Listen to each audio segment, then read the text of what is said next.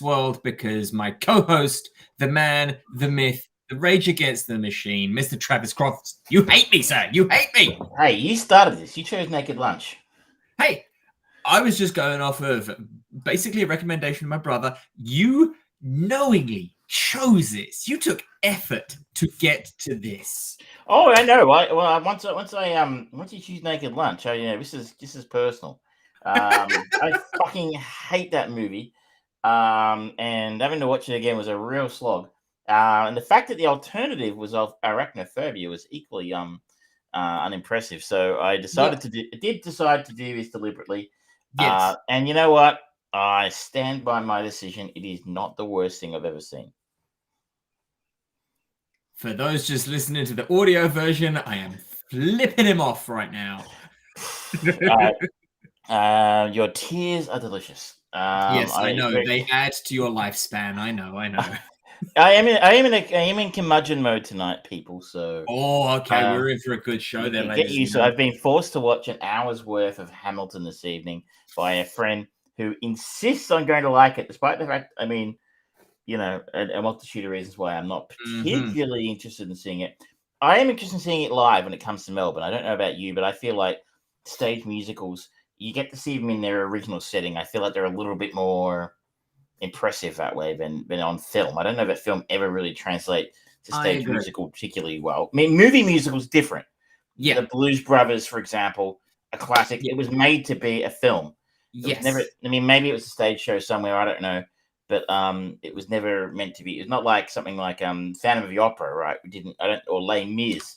I don't know that they necessarily translated particularly well to film. The Producers was a rare one, I think, that kind of stood out. But then again, that was a film first. And then it was a musical. And then it was a film musical. So, anyway, so I've had to endure an hour of rapping American, founding fathers. And you're just like, oh, God, this is boring. And if nothing else, just Americans jerking off about the American Revolution and their founding fathers is just like deeply uninspiring to me as an Australian. I'm sorry to our American listeners. I'm sure they were very nice people. But I still don't care.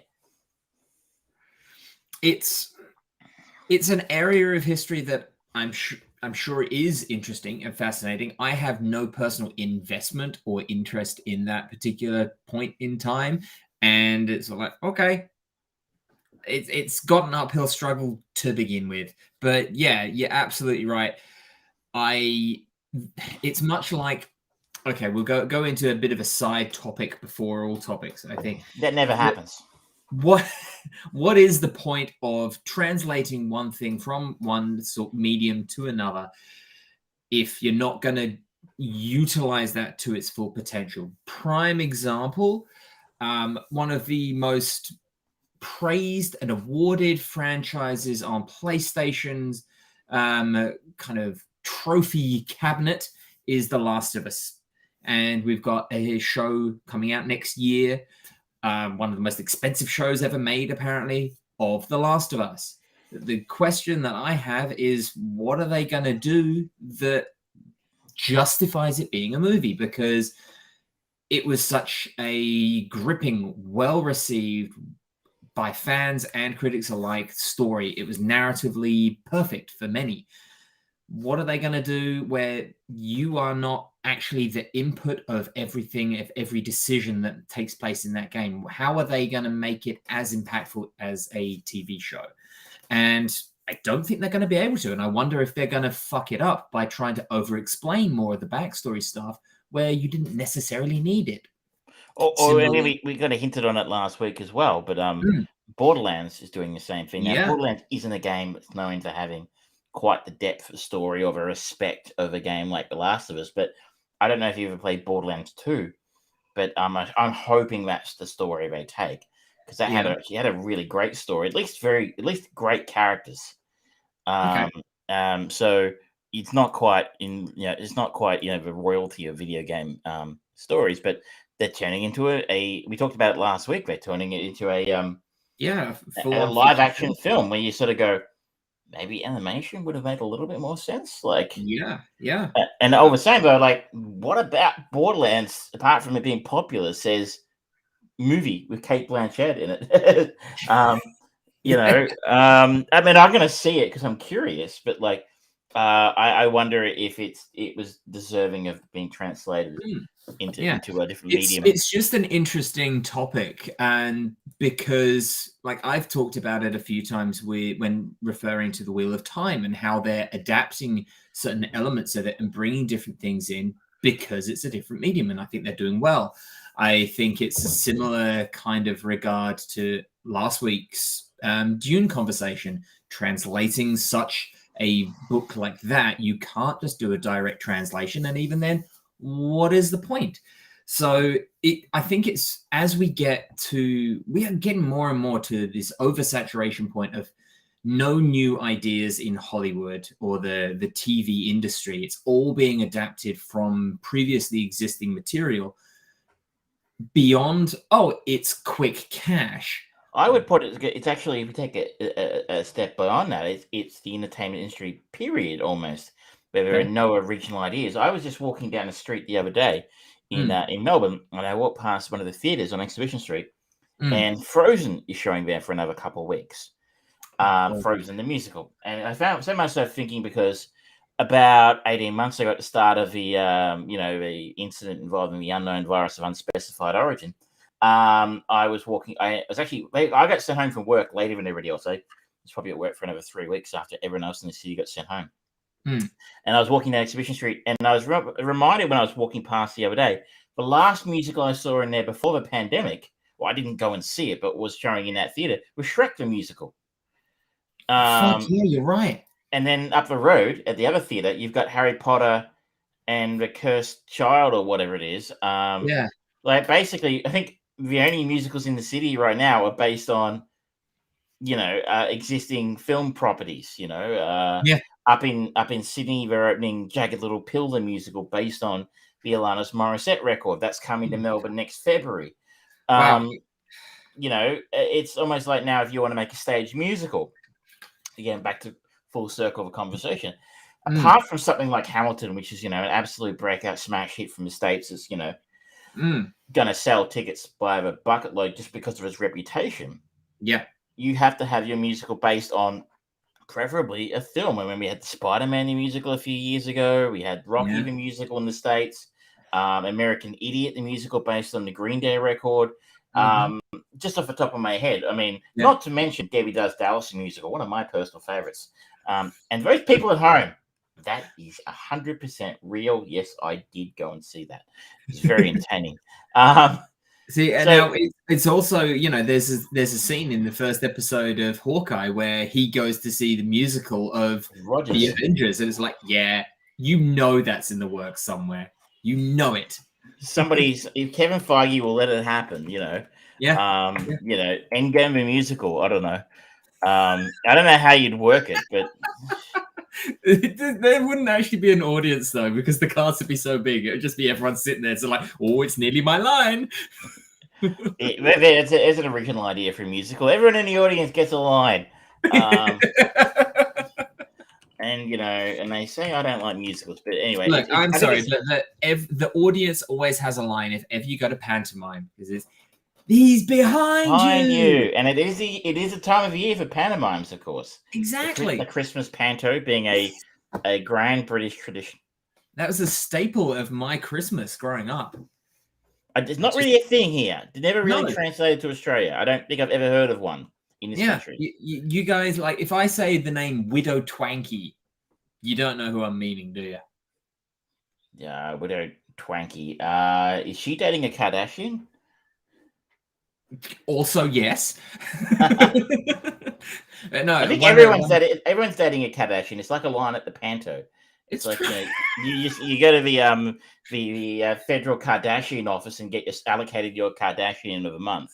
Well, I saw that they've actually increased that now, and it's you use a QR code to sign in, and then you use another QR code to get your Kardashian relationship. The Kardashian allowance for the month. It's but no, I'm not familiar with Twickenham or whatever their name was. Widow Twanky. If you want the most famous, I guess, interpretation of it, just do a Google search, Ian McKellen, Widow Twanky.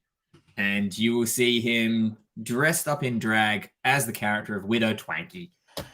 And it's it's on my screen here right now. So I can share that screen. We only do it for share a picture of Widow Twanky because it's just a fun name to say. Apparently that is Widow Twanky, Barry Hunter. Yeah, there've been lots of people who are Widow Twanky. Yeah. I don't know who Barry Hunter is. Neither do I, but yeah, it's very much it's an added character to the Aladdin story. Of course, that's cultural appropriation right there. So there you go. But I know it's common for famous people to be in it. I remember, again, to cross over to something you're not remotely interested in, the famous cricketer. I think Ian Botham was in a Christmas panto at once. Okay. So I think it's like neighbors people used to go over and be in Christmas, not necessarily whatever Widow Twanky is, but famous Christmas pantos. Fair enough. Well, there you go. But at least that's how I remember it. British culture for you. There we go. Welcome back to the British podcast. There you go. He was in Beefy and the Beanstalk, it was called. Yep, that sounds about right. Yeah, quality stuff. I don't think we have any British content this week, do we? I think it's all it's our American cousins, American friends. Yeah. So yeah, as I said in the warm up, our chain movie of the week was Spice World. Well, what am I talking about? It's as British as it gets. Mm-hmm. Yeah, it's a definite slice of time in Britain. I found out today. I read an interesting piece of trivia that apparently Billie Eilish didn't realize the Spice Girls were a real band, but she thought they were a made-up band for that movie. And I'm like, it's surprising how plausible that seems. Yeah. Well, should we jump straight into Spice World? We're here. Oh, we're here. Let's talk about Spice World, because Spice World very much plays as almost like a partner piece in some ways to something like This Is Spinal Tap. I think it was shooting for the same type of knowing wink at the audience. This is a piss take on Hard Day's Night. I mean, I've been a long time since I've seen Hard Day's Night, but I think it involved them jumping on buses and stuff a little bit as well, and running around being rock stars. If you don't know Hard Day's Night, of course, it was the movie starring the Beatles, and it was actually good. So, and I think this film is an homage to that, an attempted homage. Yes, and which is always dangerous ground to be on, because you're either gonna succeed or it's gonna really stink. Well, and I think in fairness to this, this stinks. It has a 3.6. Fairness. To be fair, it has a 3.6 out of 10 and a Metascore of 32. Yep. So, those ratings give you an idea of what you're dealing with here. The synopsis, if there is one, I mean, it doesn't.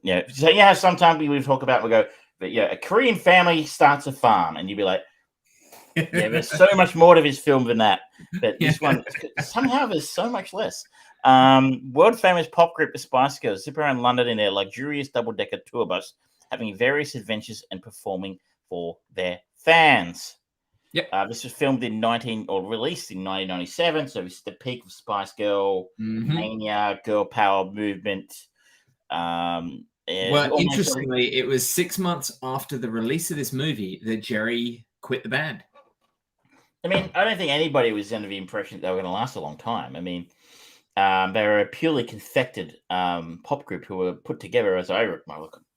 If there are Spice Girls fans listening who are about to correct me on exactly what their origin story was, as I understand it, they were put together by a manager or a record company or a pop impresario.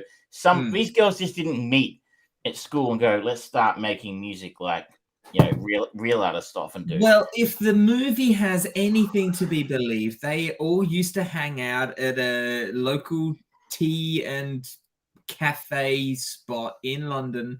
And they were homeless. Yeah, and they're homeless apparently, but didn't really come across as the type of homeless that I don't know. Like, I mean, you're more familiar with homeless types that hang out in Britain. Perhaps they're as well dressed with such good teeth. And excellent. Well, they are the gentlemen homeless. So I was going to say they are very higher class of homeless person in London. Apparently, people thought that was real. I'm like, it was like it was a real origin story. I'm like, then again, you remember this film was probably made for like 12-year-olds, so yeah, I guess that makes sense. The other thing to think about here is that this is the height of Cool Britannia, really. I mean, God, the Brit rock revolution, Blur, Oasis, Damien Hirst, the artist. It was everything. Tony Blair had just been elected. It was a unfathomably hopeful time in Britain for change and positivity, and there was this wave of it's cool to be British, be proud of your Britishisms and how multicultural we are and how we open to everyone. Time has Britain, my sweet summer child. This is as we sort of noted, this is kind of supposed to be a spoof, I guess, or an homage to films like Spinal Tap, Hard Day's Night, of a rock star cliches, the cliches about being a rock star. And I think the cliches about the girls themselves. In an early scene, they apparently their tour bus, which is a British double-decker bus, which has a giant Union Jack painted on the side of each side, and then the peace sign on the back, is also the TARDIS. I don't know if you notice this, but it's significantly larger on the inside than it is on the out. Well, British architecture, being what it is second to none. I don't know. I've seen some of those British house flipper shows, But so I guess again, part of a joke that they've got this tour bus, and it's like incredibly opulent inside, in the sense that each girl has a section. It is themed to their Spice theme. So Baby Spice has like a swing set that she sits on inside the bus, whereas Sporty has an exercise bike she kicks around on. And in an early conversation, they make a joke about how Posh, aka Victoria Beckham, she wears the same outfit every time. It's just a little Gucci dress, over a little Gucci dress, over a little Gucci dress, and you're like, well, yes, that's not very funny, but I'll pay that. Yeah. It's so I guess the nominal plot for what it is they are building up to a live performance at the Royal Albert Hall. It's been their manager is played by the only, and possibly I think our favorite actor, or up there with Sam Rockwell. Yeah. Richard Grant. Yes. And my glorious. He is a glorious. And he gave me the one laugh out loud joke of the whole thing. It's just that moment where he's sitting there quiet and he just turns to the documentary cameras and like, okay, here's what happens. The band starts playing. The lights come up. Everyone gets excited. I walk out onto the stage and I hang myself. I was like, yeah, that's very dark, wasn't it? It was so perfect. And I actually I laughed more than 3 or 4 times at this film. But I can put that, here's the surprising thing about the film. There are some extraordinarily talented and funny people involved in this project, and none of them are the Spice Girls. David E. Grant is probably one of the film's few saving graces, apart from his suits, which are fucking spectacular. Yeah, I am sure that green suit is where the Loki producers went, yes. Yeah, he was super villain level quality. But the thing was, he wasn't playing a villain, though. He was kind of playing... No, he wasn't. And the sideburns and the soul patch and the shitty mobile phone and the hair. It was Yeah. It was brilliant, absolutely brilliant. I love Richard E. Grant in this film. Mm-hmm. The other extraordinarily talented and funny person in this film who made me laugh on a number of occasions was the great Alan Cumming, who, of course, guided me to this film by being on the 7:30 report a couple of weeks ago. And apparently he liked working for Spice Girls. And so Richard E. Grant plays the girl's manager. And Alan Cumming plays a documentarian you just mentioned who was filming that scene, who is following the band around, making a rather ill-defined documentary about them. He's going to get to the truth. But it's a great British role, and it's somebody who takes himself incredibly seriously, who is constantly, he's a buffoon. Yeah. You know, I mean, it's a dollar store Basil Fawlty, basically, you know. Yeah. Like he's a man, he very holds himself. I'm a very serious artist in this case, or in Basil's case, he's a serious businessman, but he was a complete fucking idiot and he's constantly screwing up, and that's where the laughs are. Alan Cumming is a treasure in this film, and he's a link to one of the other films that I think does what the Spice Girls film was trying to do, but did it a lot better a couple of years later in Josie and the Pussycats. Oh God, yeah. He played the bad guy in that movie, and with another outstanding haircut. But that's an equal sort of, again, another film that's trying to take a knowing wink at the audience about popular culture and rock and roll cliches. In this case, probably more boy band cliches. Maybe I mean, it's 2001 that film, so maybe we're poking fun at the Spice World film, but that's a hidden treasure. There's a hidden treasure of that film, and it's got a great soundtrack. Other than that, we have part of the reason why something like Josie and the Pussycats versus this movie is that difference in quality, regardless of whether Josie and the Pussycats is not held high or anything like that, but probably just looking at their IMDb ratings, I would imagine that Josie has got a better, a nicer rate. A 5.5 versus a 3.6 and a 47 versus a 35 Metascore. Neither were popular and neither were perfect. I am an admitted fan of Josie and the Pussycats because I don't know. I think people missed the jokes at the time. I don't think they got it. I don't know. I thought it was, again, it's not perfect, but it's amusing. Like, there's so many. I like that wink at the audience kind of film. There's a great line in that film. Sorry to go off Spice World for a minute, where Parker Posey is in it, and she plays a character called Fiona. And at some point, someone says, "Well, why are you even here?" And she goes, "Because I was in the comic books." And I wonder if a film that's that meta might have actually worked a little bit better 10, 15 years later than it did in the early 2000s. But I'm not saying that film is a masterpiece. But compared to Spice World, and just the presentation of things as well. I mean, Josie and the Pussycats is not a real band being brought in. So there was not this expectation. It was like, oh, it's an adaptation of this other material. They can get away. They can be a bit more flexible with it. People are not sure how it's going to be interpreted. Whereas this is the Spice Girls, and fans of it were maybe expecting something else, or, anything the Spice Girls did, it was never cheap and tacky, and that's half of the jokes in the Spice World movie. Is like the movie producer is talking about this bus jumping over, and they're sort of like, "Oh, that sounds expensive," and then just cuts to it's one of the funny scenes in the movie where it's just like a Tonka toy just going over. It's like, no, not necessarily. It actually works, but it's kind of a weird deviation of expectation compared to how the Spice Girls were presented throughout their entire career, where they were perfect in every way. I spent just to note that jump was over the Tower Bridge, right? I think, and which is neither a tower nor a bridge. So false advertising, Britain, go stand in the corner.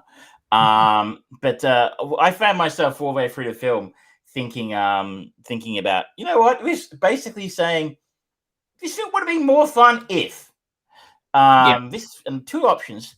Well, at least one. This film would have been more fun if it was the Spice Girls traveling around the British countryside in a van solving mysteries, preferably with a dog. Wouldn't that have been fun. That would have been fun, right? Yes, it would.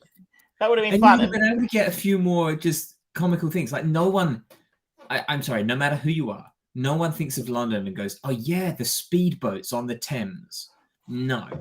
If you're going to make a parody about something that happens, then it's like, oh yeah, they're going to go out into the middle of the countryside and they're going to suddenly have a farmer there just going, "Oh, are you just going to try and take my cows?" Something like that. Those quintessential, stereotypical English roles, not boats on the Thames. No. You're right. No, also they had a better idea for the film in the film. Where they did Spice Force 5, which I can only assume is a nod to Fox Force 5 from Pulp Fiction. Pulp Fiction. And Quentin never wanted to do that idea. We know he's full of good ideas he's never going to use, so that would have been a fun movie. But no, they decided to do this one. So the whole thing's working up to them doing the concert at Royal Albert Hall. And the other subplot here is the Barry Humphries. Notice Barry Humphries is playing the fantastic Barry Humphries, Australian icon, kind of a douchebag though in real life. Oops, but an icon nonetheless. He's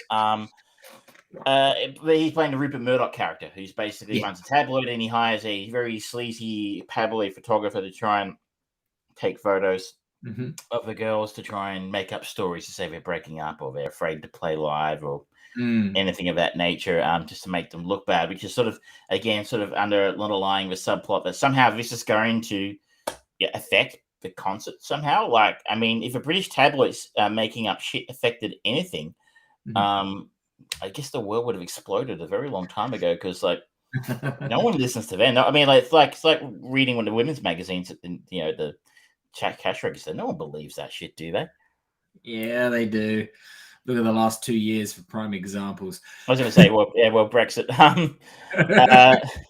So the other ridiculous role in this film is, what did you make of Roger Moore's cameo? Like, I loved it. It was just so stupid, and he was just spouting like telephone horoscope quality, just bizarre theories and prognoses, and it was just like, okay, why is he feeding a pig and spouting weird sounding philosophy? I don't know, but it's no, it wasn't always a pig. Initially, it was a cat. Okay. We kind of like, okay, it was a cat in the last scene, I'm pretty sure. And I'm kind of thinking it was one of a few successful attempts at parody in the film, because it was incredibly random. So like, for example, when the rabbit of chaos is pursued by the ferret of disorder through the fields of anarchy, it is time to hang your pants on the hook of darkness, whether they're clean or not. The headless chicken can only know where he's been. He can't see where he's going. They're wonderful, and that kind of highlights one of the sore point for this movie, really. When it goes balls to the wall, out there and weird, that's when it actually succeeds. And coincidentally, that's more often than not when it's not about the Spice Girls. It's again, to come back, I talked about this a couple of weeks ago with professional wrestling. If you have somebody who can't wrestle, you want to put them in the ring with people who can. The people who can make the people who can't look good. Yes. And that's kind of what they've tried to do here. Obviously, you have a class act like Richard Grant and Alan Cumming. I do wonder. It didn't really work, by the way. It didn't. No one can cover up this shit. They're just on screen too much. I'd wonder if you knew all the cameos, because there'd be regularly cameos in the movie, and I was looking at going, I feel like I should know who that is. Like, I feel like that's stunt casting, and I should be giggling at that. But I like the Mr. Step, the dance instructor, was someone called Michael Barrymore. Yeah, I don't know who that is, but I feel like I should. I feel like there was some kind of controversy about him later on.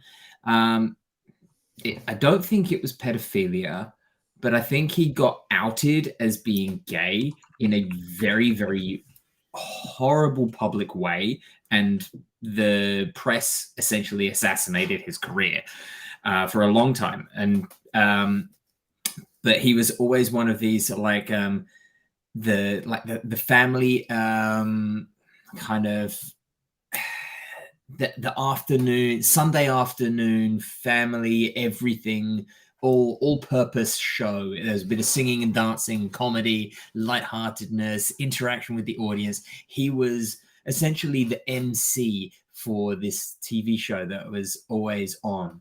And having him come in as be this strict dancer is like, oh, that's funny, that's cute. But for anyone outside of British shores, I really kind of go, all right, I don't think anyone's going to get this. So just to note there, in mid-1995, at the height of his fame, he went to the White Swan gay pub in London's East End. We gave an impromptu stage performance to the largely local crowd, singing the words, "Start spreading the news, I'm gay today." In 48 hours, every tabloid newspaper had printed its own version of the evening's events, including untrue claims that Barrymore had thrown away his wedding ring. Notably, he was also arrested for murder at one point in time, I think. That might have been someone died in his swimming pool.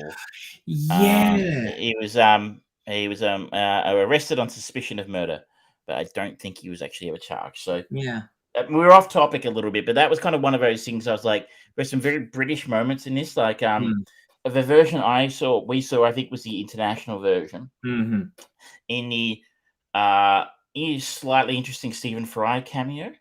As a judge, I think at the end, in the British version, he said, "Bring in Gary Barlow." Yeah. I think he said, "Bring in Hootie and the Blowfish." Yes. In the international version, neither of these have aged well. No. I mean, Michelle, who I saw it with the other night, like giggled at it, and so did I. It was like, I remember Hootie, and but really very mid to late 90s sort of generic, soulless, like ballless rock that college guys would play to kind of impress their girlfriends and make them think they were sensitive. But anyway, that's Hootie. But in Gary Barlow, I think, was in Take That or something.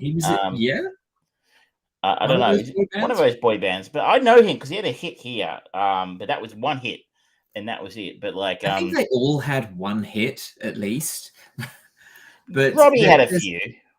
There was I think one of the problems for me with a lot of this is a lot of the cameos and things like that and references have aged poorly. Like they removed the Gary Glitter cameo that was supposed to be in the Gary Glitter music, and it's like, ooh, no one listens to Gary Glitter music anymore. I know, and Michelle, who I watched with, was a Spice Girls fan in her day a little bit. She'll probably kill me for putting it out there publicly.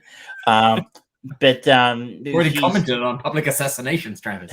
But I think she mentioned, I don't know this song. I'm like, I'm pretty sure this is a Gary Glitter song, and that made me think. I'm pretty sure I hadn't looked at the trivia, but I remember hearing that he did a 4-minute cameo, or I know later it was 4 minutes. He did a brief cameo in this film, which they cut because that whole child pornography thing came out before this. And they also had apparently a reference to Gianni Versace at some point in the film. That's right. And Lady Di, which they both had the cut because obviously they both passed away in 97. Lady Di, in her way, of course, and Gianni Versace was, of course, murdered. So they had to cut both of those. Like, Jesus, tell you what, this film was cursed. Yeah. And it just, as someone who grew up in the UK and knowing those things, it's like, oh yeah, I had fond memories of them. Then life revealed things about them, or that went bad, and it's disturbing. Like this week, I used to be a big fan of Marilyn Manson when I was younger. I mean, his music in the last 10, 15 years has been a bit meh.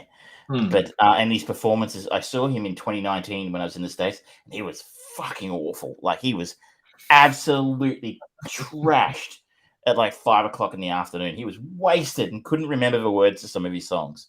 So yeah, a real embarrassment compared to what he was at his peak. But of course, what we know about him now in the last 12 months or so, I guess, that has come out about him, he's now being sued, I guess, or has he been charged? I think for some of his treatment towards his previous partners, including Evan and Rachel Wood. Is fucking. The guy sounds like. I mean, I'm going to assume it's correct because that's what we do. The guy's he's a genuine piece of shit. File under like Kevin Spacey and Armie Hammer and those sort of people, and maybe Armie's not quite that bad. I don't know, but Louis C.K. just a genuine piece of shit.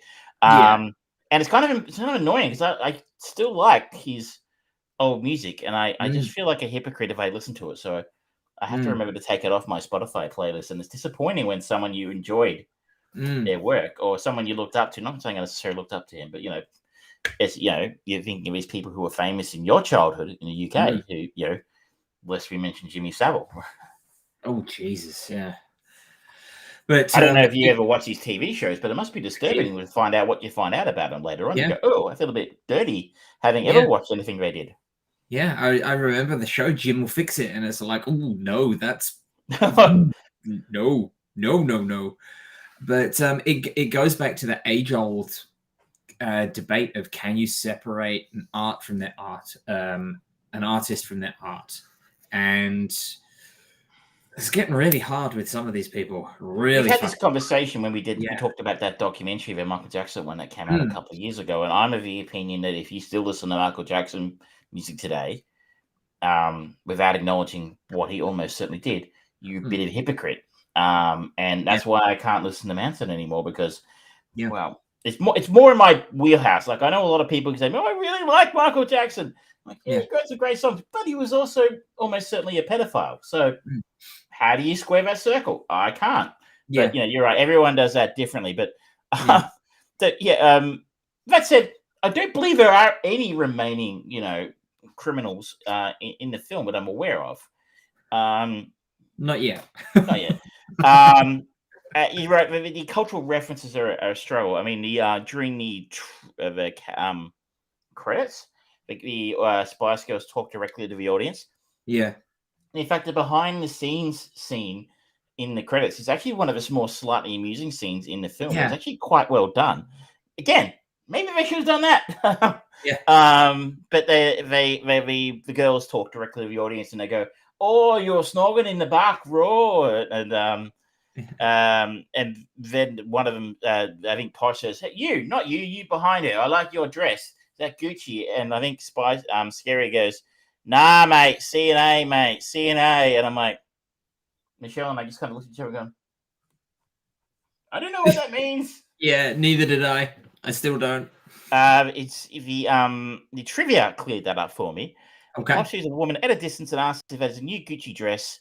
Scary tells Posh, "C&A, mate." C&A stands for Clemens and August, a British line of discount clothing. While her dress might seem like a Gucci at a distance, on close inspection, it would not pass for a Gucci. Okay, I do not know that.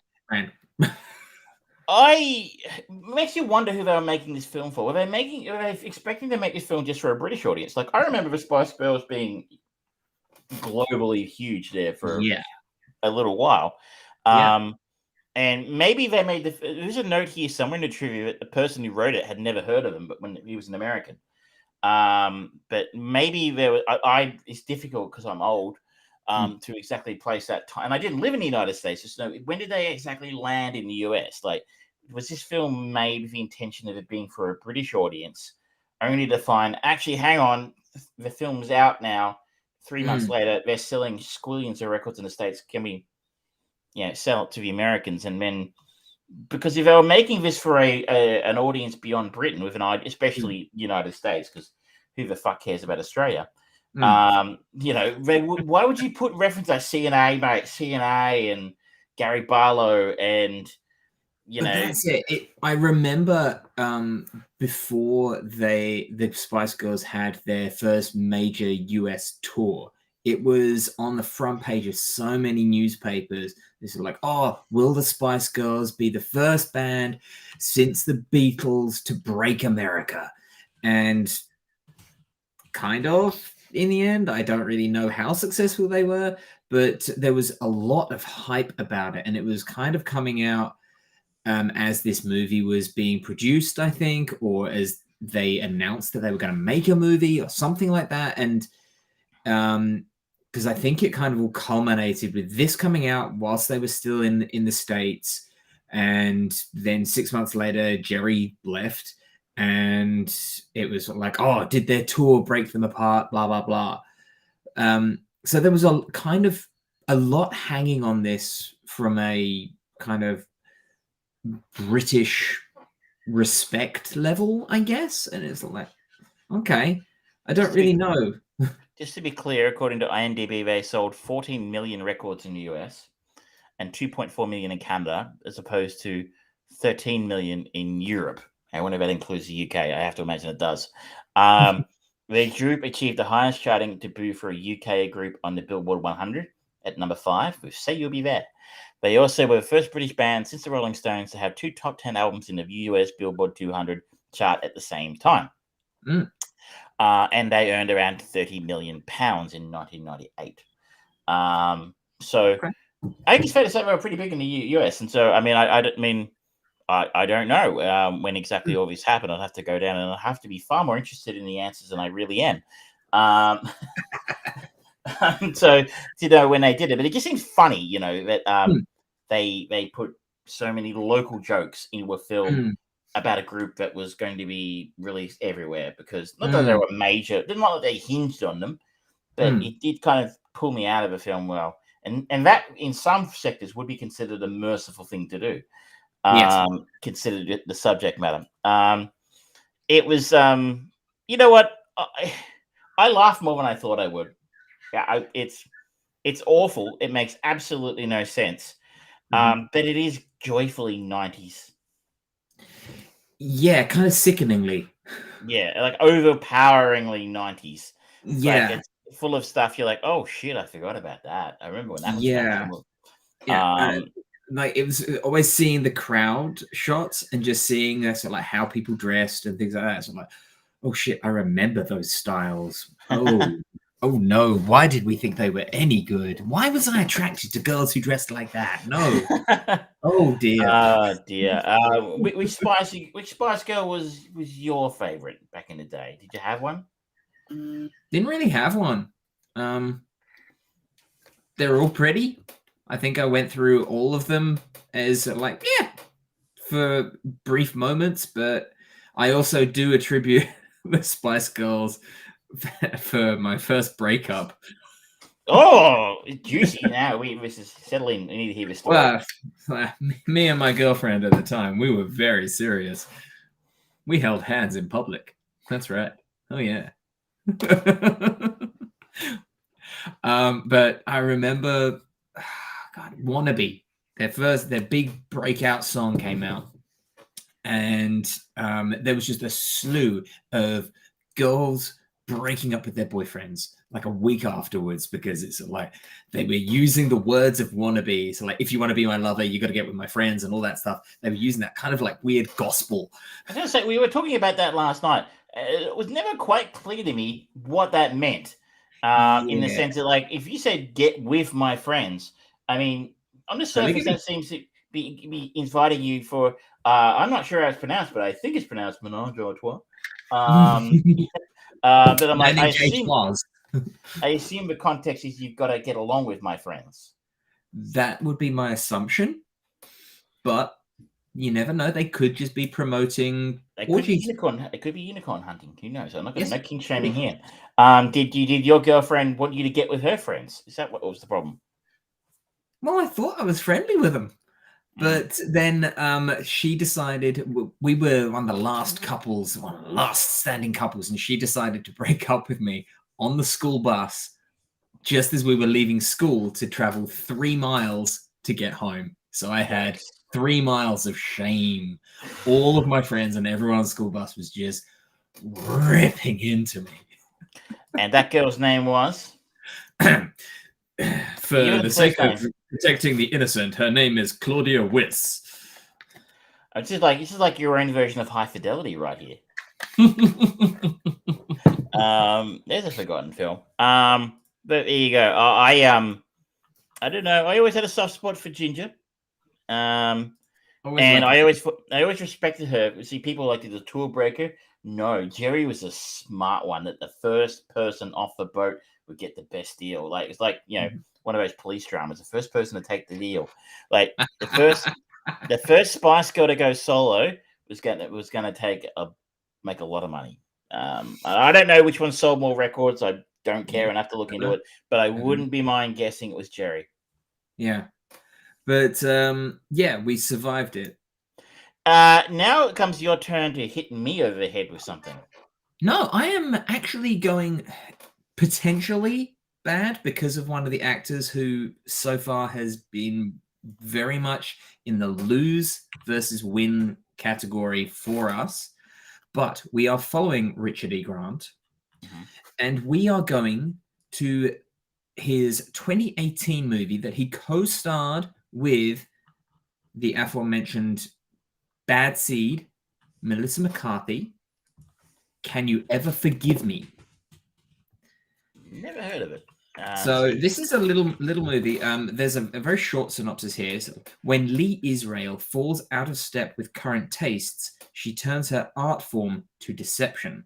And this is apparently based on a true story. In the early 1990s, Lee Israel, a biographer with a modicum of writing success, has fallen on hard times largely of her own doing. Her choice of subjects is in general not of interest to today's book-buying public. And she, in her only true friend, being her aged cat Jersey and a scotch and soda, not really liking people, and people in turn not really liking her, has burned bridges with everyone her agent Mallory has built for her. She will have to start from the ground up again if she wants to write a career, as hiding behind her subjects, the book-buying public will not buy a Lee Israel. This goes on for a really long time, but essentially she goes into fraudulently making books and kind of claiming the benefits on it. When a best-selling celebrity biography is no longer able to get published, she has fallen out of step with current taste. She turns her art form to deception. Is what Just Stream says. It is available to stream on Disney Plus. Yes, you can rent it on a bunch of different places if you want to watch along and check it out yourself. If you love it, you can buy it a bunch of places as well. So I saw the trailer for this and I thought it was interesting, but because it's got Melissa McCarthy in it, I decided to not watch it. But now this is an opportunity to potentially hurt us and potentially find maybe a better role for her. Look, people keep telling me she can act. I'm yet to see it. Really. I'd like to see it. But she has a 7.1 on IMDb and an 87 Metascore. So this could be her Dead Poet Society, Exactly. So hopefully I'm not killing us. Oh, it sounds better. It does have Ben Falcone in it, but hopefully it's a small role. But it does, of course, open the door to all of the horrible films he's directed with his wife in it. But let's not do that. No. I think it's time to steer clear of the war we were about to start, and that's something we can all enjoy for next week. Yeah, I have drawn the first bandage, shall we say? The olive branch has been extended and peace has been declared, despite some people's enthusiasm for us to keep punishing ourselves. The other option of movie that I was going to go for was follow. I think it was the same director, maybe a producer. It might have been a really random connection to a Christina Ricci movie called That Darn Cat. That Darn Cat. Well, that would have been fun because I do like cats. But, I know nothing about this movie, and it possibly would have been really hard to find. But that one from oh goodness me. Okay, that probably would have been on Disney Plus as well because it's a Disney film. But anyway, we'll save that one. Vaults of movies that Disney's are like, yeah, we're not reminding people of that. Like those blackface movies for crows and stuff. Exactly. We're not going to be doing that anymore. Let's just. Oh, you want to sing Zippity Doo Dah? No, get away. Well, interesting. Well, I'm looking forward to this now. It opens up a number of places we can go next time. Yeah. All right.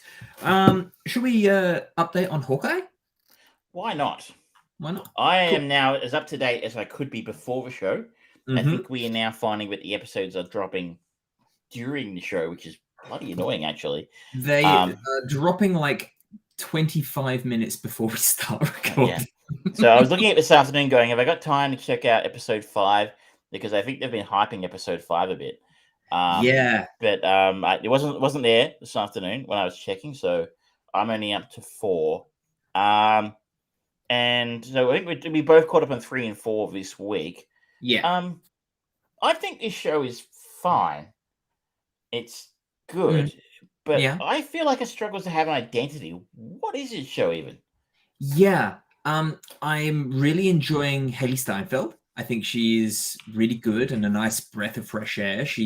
When she's actually in a scene with Jeremy Renner's Clint Barton, they have an interesting chemistry, but what they're shooting for, forgive the pun, there doesn't seem to really be a target. I don't quite get where they're going for a lot of it. It seems to be somewhat Odd Couple meets Lethal Weapon by way of Disney.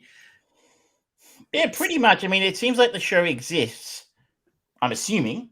Yeah. Pretty much exists so they can hand the bow over. Yeah, and that I've started watching the new episode. I'm about 20 minutes into it, and oh boy, yeah, it's because at the end of episode 4 we have the reveal of Yelena, who was introduced to us in Black Widow, which is kind of unfortunate in a way, because that was kind of was it supposed to be later or afterwards? I can't remember. That was supposed to come out before Falcon Winter Soldier, I think, outcome thing, because they had Julia Louis-Dreyfus in it. But yeah, I think I've just been waiting for her to turn up, and I'm kind of surprised it's taken this long, because we got the false swerve of the Maya turn up in the previous episode. Yeah. So I'm like, okay, when am I going to get to see Florence Pugh? Yeah. And that's the problem with it. Like, a lot of the hype that I'm seeing about it is, are they going to finally show off Kingpin and all this and that? It's kind of serving. It's kind of what we've talked about for all of the Disney Marvel properties, where they're all serving the greater job of, these have got to lead into movies. This is setting up for movies. It's like, okay, try just telling a compelling story, and you'll have a much better product overall. People are loving this in the moment because the general public just want more Marvel. Yes, yum, yum, yum, yum, yum, yum, yum. Give me more.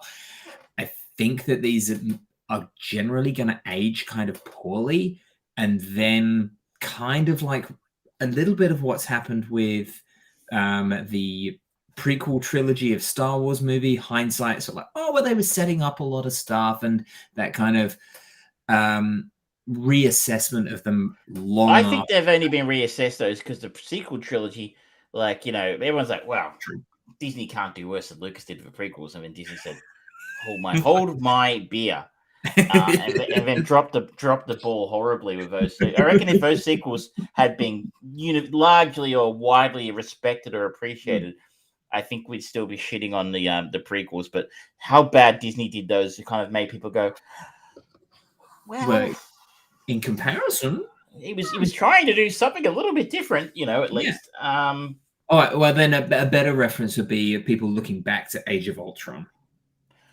Yeah, I think you're right, though. Like, once we know what the twist is, I wonder how often you got. I mean, like, you were going to want to come back and watch them. I find myself thinking the other night after episode 4, this is fine. I'm not enjoying it. It's fun enough. It's distracting. It's well shot, as you said. Haley and Jeremy get along really well on screen. They're funny. I don't find any of the villains particularly interesting as yet. But I found myself going, remember the first half of the season of WandaVision? How, I mean, okay, there are a few different factors at play there. We were in lockdown for the first week or two, I think. It was the first Marvel TV show made for Disney Plus. So we were all very excited about that. What was it going to tell us? Yada, yada, yada. But I still think the first 5 or 6 episodes of that are some of the best TV that came out this year. Like, again, Yeah. we keep saying it. We were the only people who, the only people, but we were the few who were like, this is great from episode 1, where everyone's like, this is boring. What's going on? I don't know what's happening. I'm like, but we were on board from that. But I think that show had an identity. Every week you're like, what new decade of television are they going to be taking the Mickey out of this week? It was a bit creepy. It was a bit spooky. It was all sorts of stuff going on in that show. Had a real identity though, being about grief. Yeah. I don't think Falcon and the Winter Soldier did. I mean, some people will differ from me, but I'm fairly sure Loki didn't. Loki for me just existed to take us from point A to point B, which was, introduce Kang basically. It was a twofold thing of introduce Kang and give a way for Loki to continue existing in the MCU, because he is still the most beloved villain that the MCU has had, and they've turned him into a good guy. And now they have the opportunity to have multiple versions of this fan favorite character, either be the anti-hero or be the villain. They can just write it however they like. Pretty much. It was just, I guess, disappointing for me. Well, disappointing is a strong word. I didn't think it was that great. And this is where I come to where I think I say, where do you place this if we're going to put the 4 on a ladder, because that's what we like to do. I would put this ahead of that show, Loki show, because I feel like my expectations for Loki were right up here, whereas my expectations of Hawkeye are right down here. And it's clearing those expectations because they're pretty low.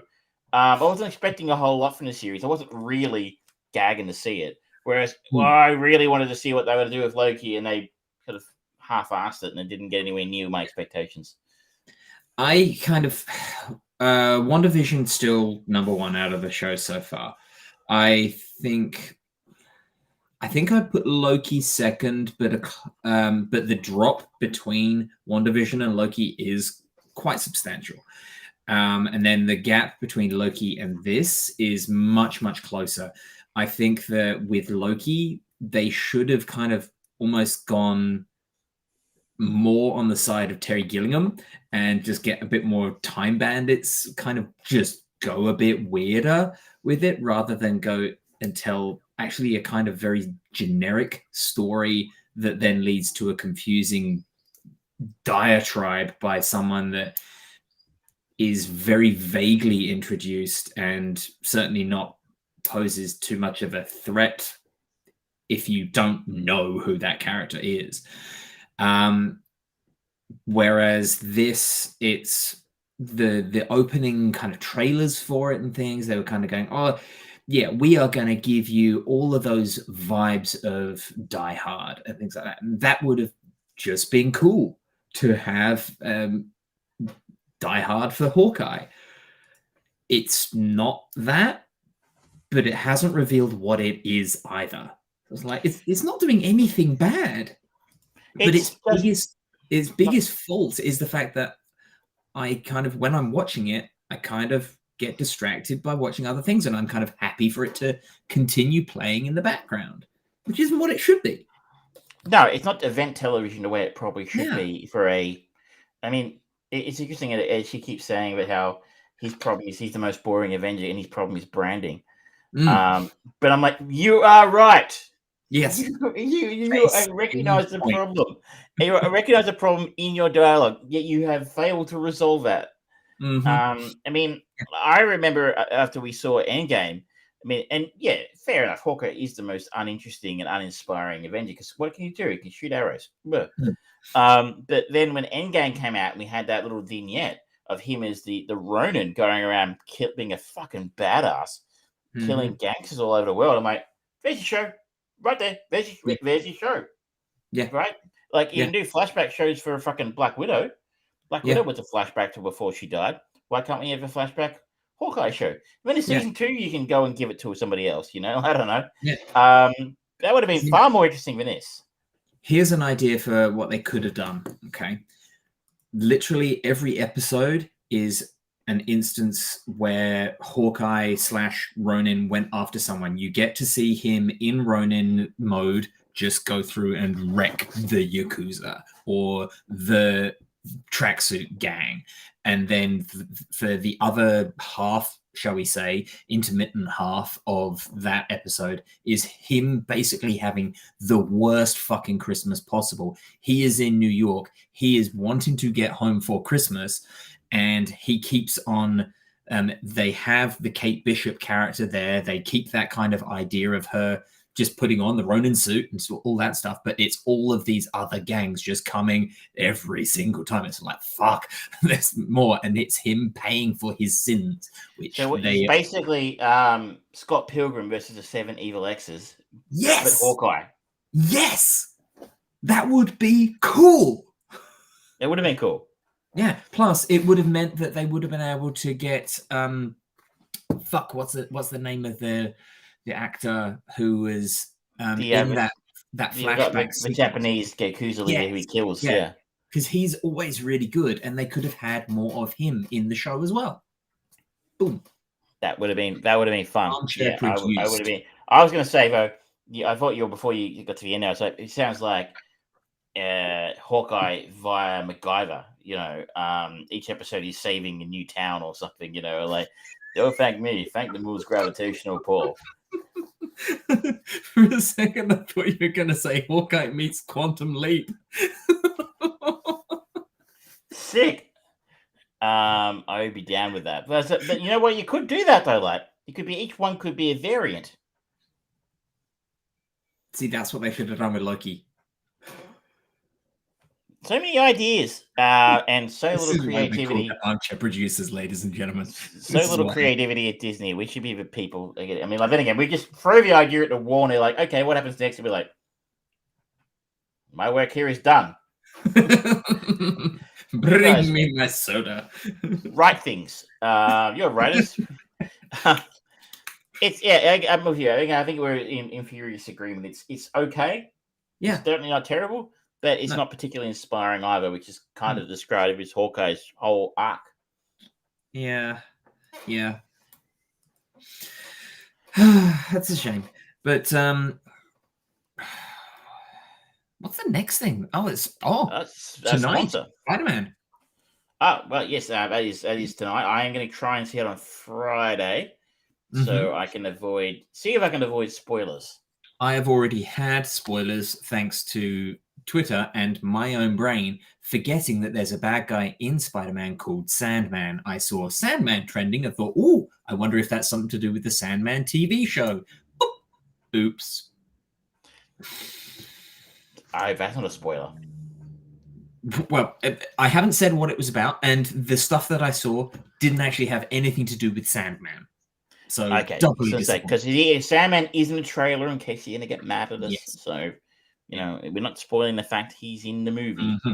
I guess like the same thing is people are going to be going around being arseholes, just dropping spoilers all over the joint. So you don't, you may not even need to click on something that's actually relevant to Spider-Man to be spoiled. So it's going to be hard work.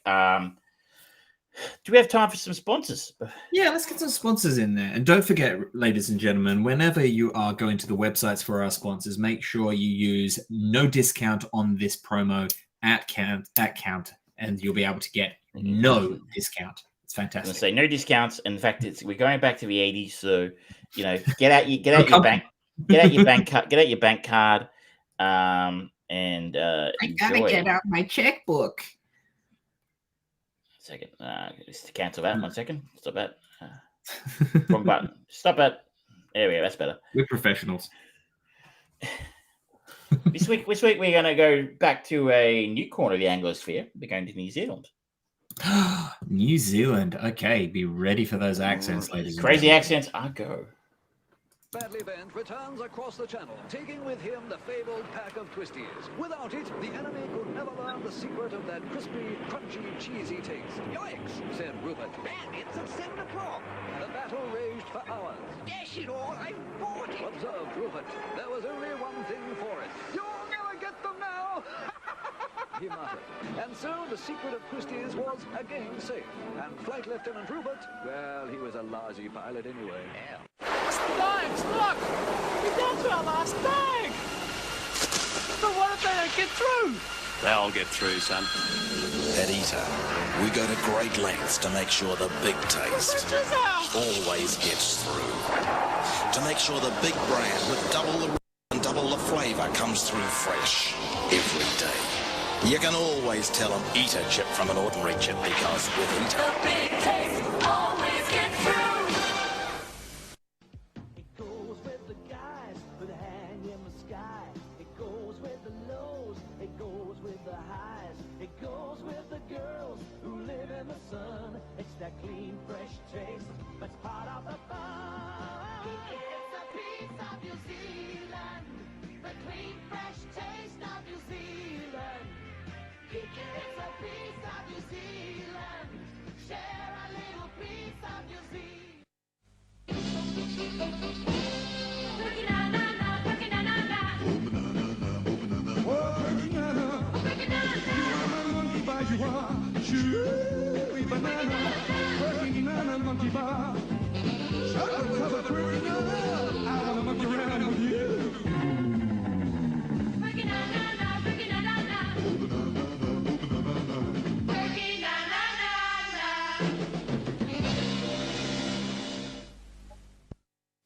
Hey, everybody, spread the word. There's a party going on, and the chips are moving.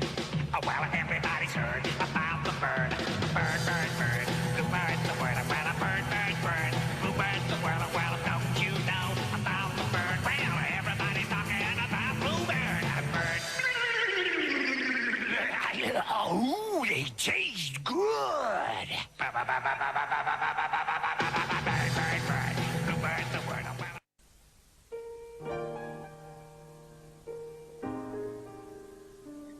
It's another day to share, to enjoy and spend together. There are moments in your life when words are not enough. It's what you do that counts. It's what you do that they'll remember. A simple treat's enough to show them your love. I want you to know that I care.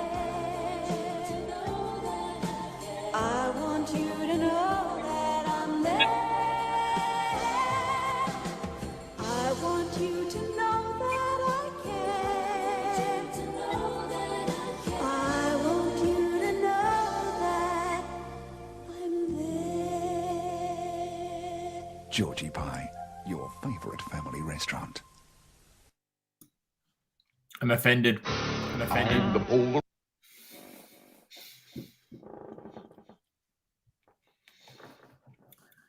It's interesting seeing those sort of things. Like if you grew up there, you'd be like, "Oh, Georgie Pie, that's there we go." The fast food chain. What's a fast food chain?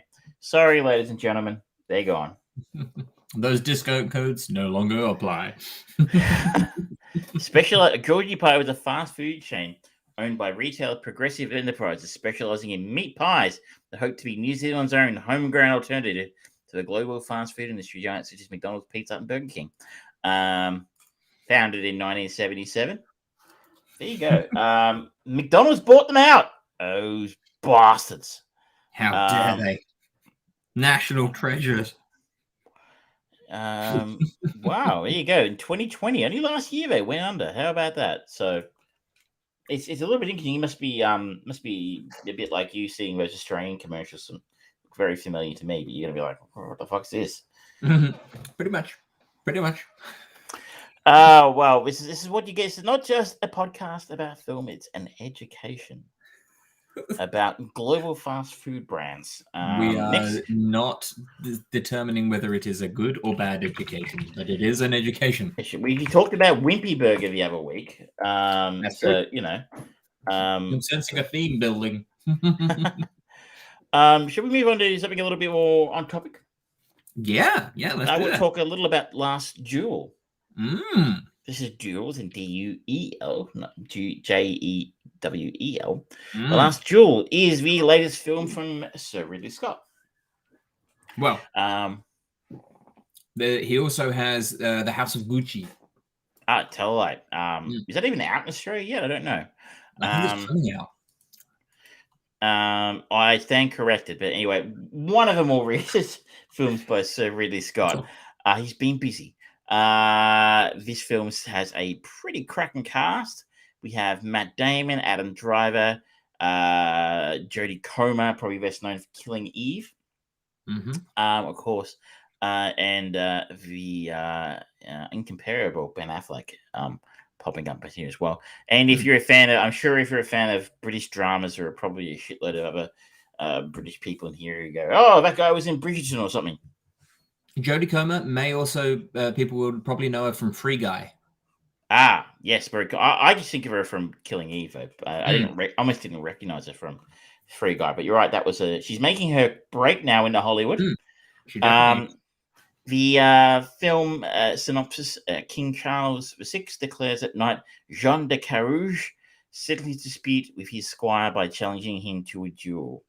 Now, that is a very fine example of one of those synopsises that you go, what the fuck? That is not what happens. But it barely scratches the surface. This is a better one. Based on a true story of France's last trial by combat in the Middle Ages, Knight Jean de Carouge challenged his former friend Jacques Legris to a duel after Jean's wife Marguerite accuses Legris of rape, told in multiple Rashomon-style points of view.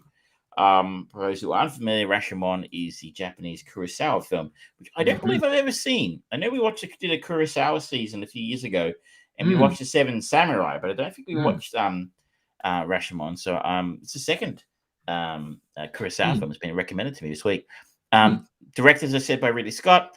The screenplay was written by three people, Ben Affleck and Matt Damon. So this is the first screenplay they've worked together on, I believe. Since their Oscar-winning one for what was they won the Oscar for? Good Will Hunting. Good Will Hunting. Sorry, because in my tip of my brain couldn't get it out. And Nicole, that might be a problem there, Travis. Google the internet. Do you ever listen to Eric Bischoff's podcast? No, you really should. It's called 83 Weeks, and it's excellent. He's very well known for he's getting things wrong because he's talking a lot. And they make T-shirts out of him. So be like, one of his famous ones was Google the internet. And so it's become like a thing on the show now. But I'll talk about it. The other writer is Nicole Holofcener. I'm probably pronouncing it poorly. And she's known for things such as Enough Said. She wrote Can You Ever Forgive Me? Interestingly, and some of the Unbreakable Kimmy Schmidt, Parks and Rec, that kind of thing. The film is broken into three parts, and each part is written by one of those writers. So when it says Rashomon style point of view, we have the three main characters who we just talked about. We have Adam Driver, we have Matt Damon rocking one of cinema's most epic mullets. Like, I mean, this mullet deserves a Golden Globe nomination. It's just, I mean, a friend of the show, Patria, walked into the apartment halfway through the movie, and I just said, look at Matt Damon's hair the next time he's on screen, and he walked on screen and she burst out laughing. You've got to Google the internet, and and check out his mullet. So we have Matt Damon's Jean Carouge, we have Adam Driver's Jacques Legris, and Jodie Comer's Marguerite de Carouge. So Matt Damon and Jodie Comer's characters are married. And Adam Driver, as we know, was a friend of Matt Damon. They meet in battle, where Matt Damon saves Adam Driver's life during a battle, and they become close afterwards. After that particular war ends, in which he saves his life, they sort of have different paths of sort of, what do you call them, sort of how well they do. And Adam Driver ends up working for the Duke or Count, or basically the dude who's Matt Damon's master, if you will. You know, I excuse my terminology, my medieval, you know, the dude, his royal dudeness, El Duderino. You know, my terminology for feudalism may not be quite up to snuff. But basically, Matt Damon is the cousin of a king, and he basically controls what goes on in that part of France. And Adam Driver ends up getting very close to him and working for him. Matt Damon owes him money. So there starts to be some friction there. Matt Damon ends up marrying Jodie Comer. It eventually ends up falling out with Adam Driver over some land, which he was promised as part of his dowry for Jodie Comer. So it's a complex story already, you can tell. Mhm. So we have these three main characters, sort of a love triangle, if you will, because Adam Driver develops a bit of a crush on Marguerite, and then it turns into a delightful romp, a la 10 Things I Hate About You. It was just a goofy, fun time as they try to figure out. Bold to have a dance routine in a movie like this. I think so. And when who Marguerite chooses to take to the prom, you'll never guess. How Marguerite got her groove back. Exactly. No, I'm being facetious, and I probably shouldn't be because it's quite a serious movie. So the first chapter is told from Matt Damon's perspective. The second chapter is told from Adam Driver's perspective. And as I recall, Matt Damon wrote the first part. Ben Affleck wrote the second part. Ben Affleck, by the way, you think Matt Damon's hair is wacky in this film? You've got to see Ben Affleck's hair. It's bleach blonde. It looks like he's fronting Crazy Town, a la 2001. That's a deep cut there. That's a valid and contemporary reference, Crazy Town. But then the third chapter is written by Nicole Hollisner, or however she pronounced her name. And I guess that what this film really revolves around is we found out that Adam Driver and Matt Damon basically have a falling out while Matt Damon is away fighting in Scotland. Adam Driver's character makes a surreptitious visit to the property owned by Marguerite and John, and essentially he rapes Marguerite in a pretty horrific scene. We do see spoilers. You don't even spoil anything really because it's a historical event, so it's all on the record. But it's seen from two different angles, and here's where I guess I might have missed something here. For according to people I've spoken to who have also seen the film, I found myself seeing. I thought it was an interesting narrative choice to have it, seen from those three different perspectives, because it does demonstrate how what I see can be very different from the way you see things. But there are certain scenes. So the rape scene, for example, is repeated twice. Excuse me. We see it part of Adam Driver's arc, part of his point of view section, and then we see it through Marguerite's section, point of view section. And I found myself questioning why I needed to see a brutal rape scene twice.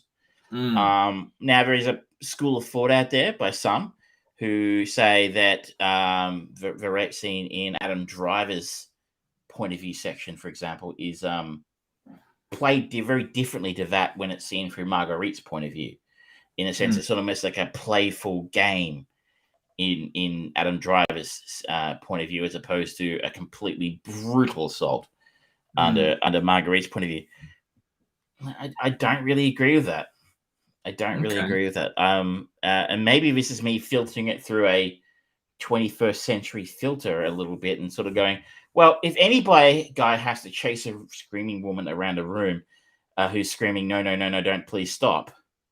That's a fucking rape. And it's horrible. And, it's just a horrific thing to have to watch somebody endure. I'll pay that scene runs a little longer in Marguerite's perspective in that arc of that chapter, and it's a little bit more graphic about how violent and rough and brutal he is with her. So it's, and I am going to get flamed by people who are listening who saw this film as well, who disagree with me, but I just felt that was very subtle. There was the differences were, I want to say minor. I want to say subtle and minor to the point where I was like, well, once it started up again, like, okay, I've already seen this scene. Like, I know how this ends. I know what he does. So you're saying they're doing it from three different perspectives. There's Adam Driver. It sounds like he's agreeing that he did rape her. He says he had sex. Well, he doesn't actually ever deny having sex with her, but he believes it was consensual, which is, a fairly standard response. So do you think it's a failing of the story to put more of a playful side on his perspective versus the brutality? I think if that's look, I'm not. Look, obviously, I'm not Ridley Scott, and I don't know exactly what he was going for here. But if that is the correct interpretation that the director and the writers intended for this to happen, I mean, yeah, I think I needed to see something quite different. I needed to see, really get a stronger sense that these are two different perspectives of the same event, or I just need to see it once. Is Jacques kind of the way that he's being portrayed? Is he shown as a bad guy, or is he shown as an indifferent kind of person, or? It depends on the point of view. So if you watch Matt Damon's for segment, his point of view, he's kind of sleazy. I mean, he's come across like he's a ladies' man, right? I mean, but it's the 13th century in France, and yeah, Frenchman, right? Am I right? Go away, or I shall taunt you again.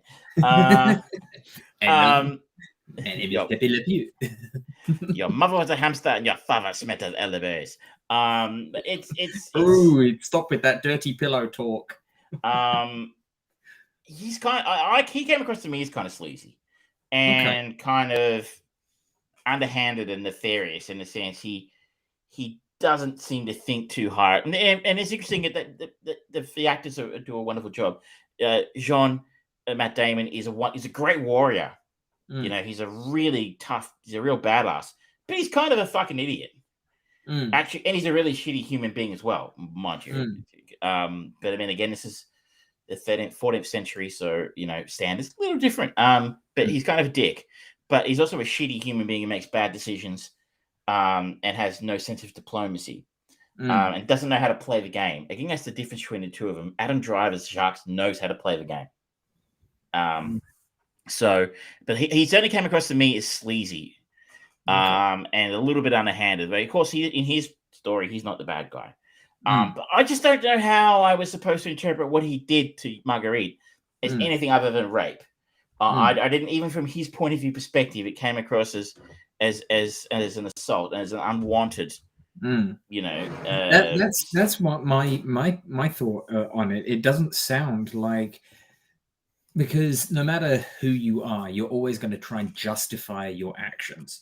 And you are going to wear those rose-tinted glasses on an instance where someone might have thought, oh, wow, you were being really fucking aggressive. It's like, oh, I thought I was just being jokey and, conversational and things like that. When you recount that story, it's going to be, if that was your honest perspective of it, it's going to play more like that in your head versus the other person on the other side of that is like, why are they viciously attacking me? So it sounds like they didn't get the tone right when they were actually going from his perspective. For me, that was it. And it's also, I think I'm a broken record, and this film's too long.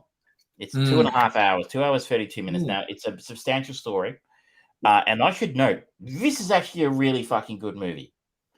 It's just too long.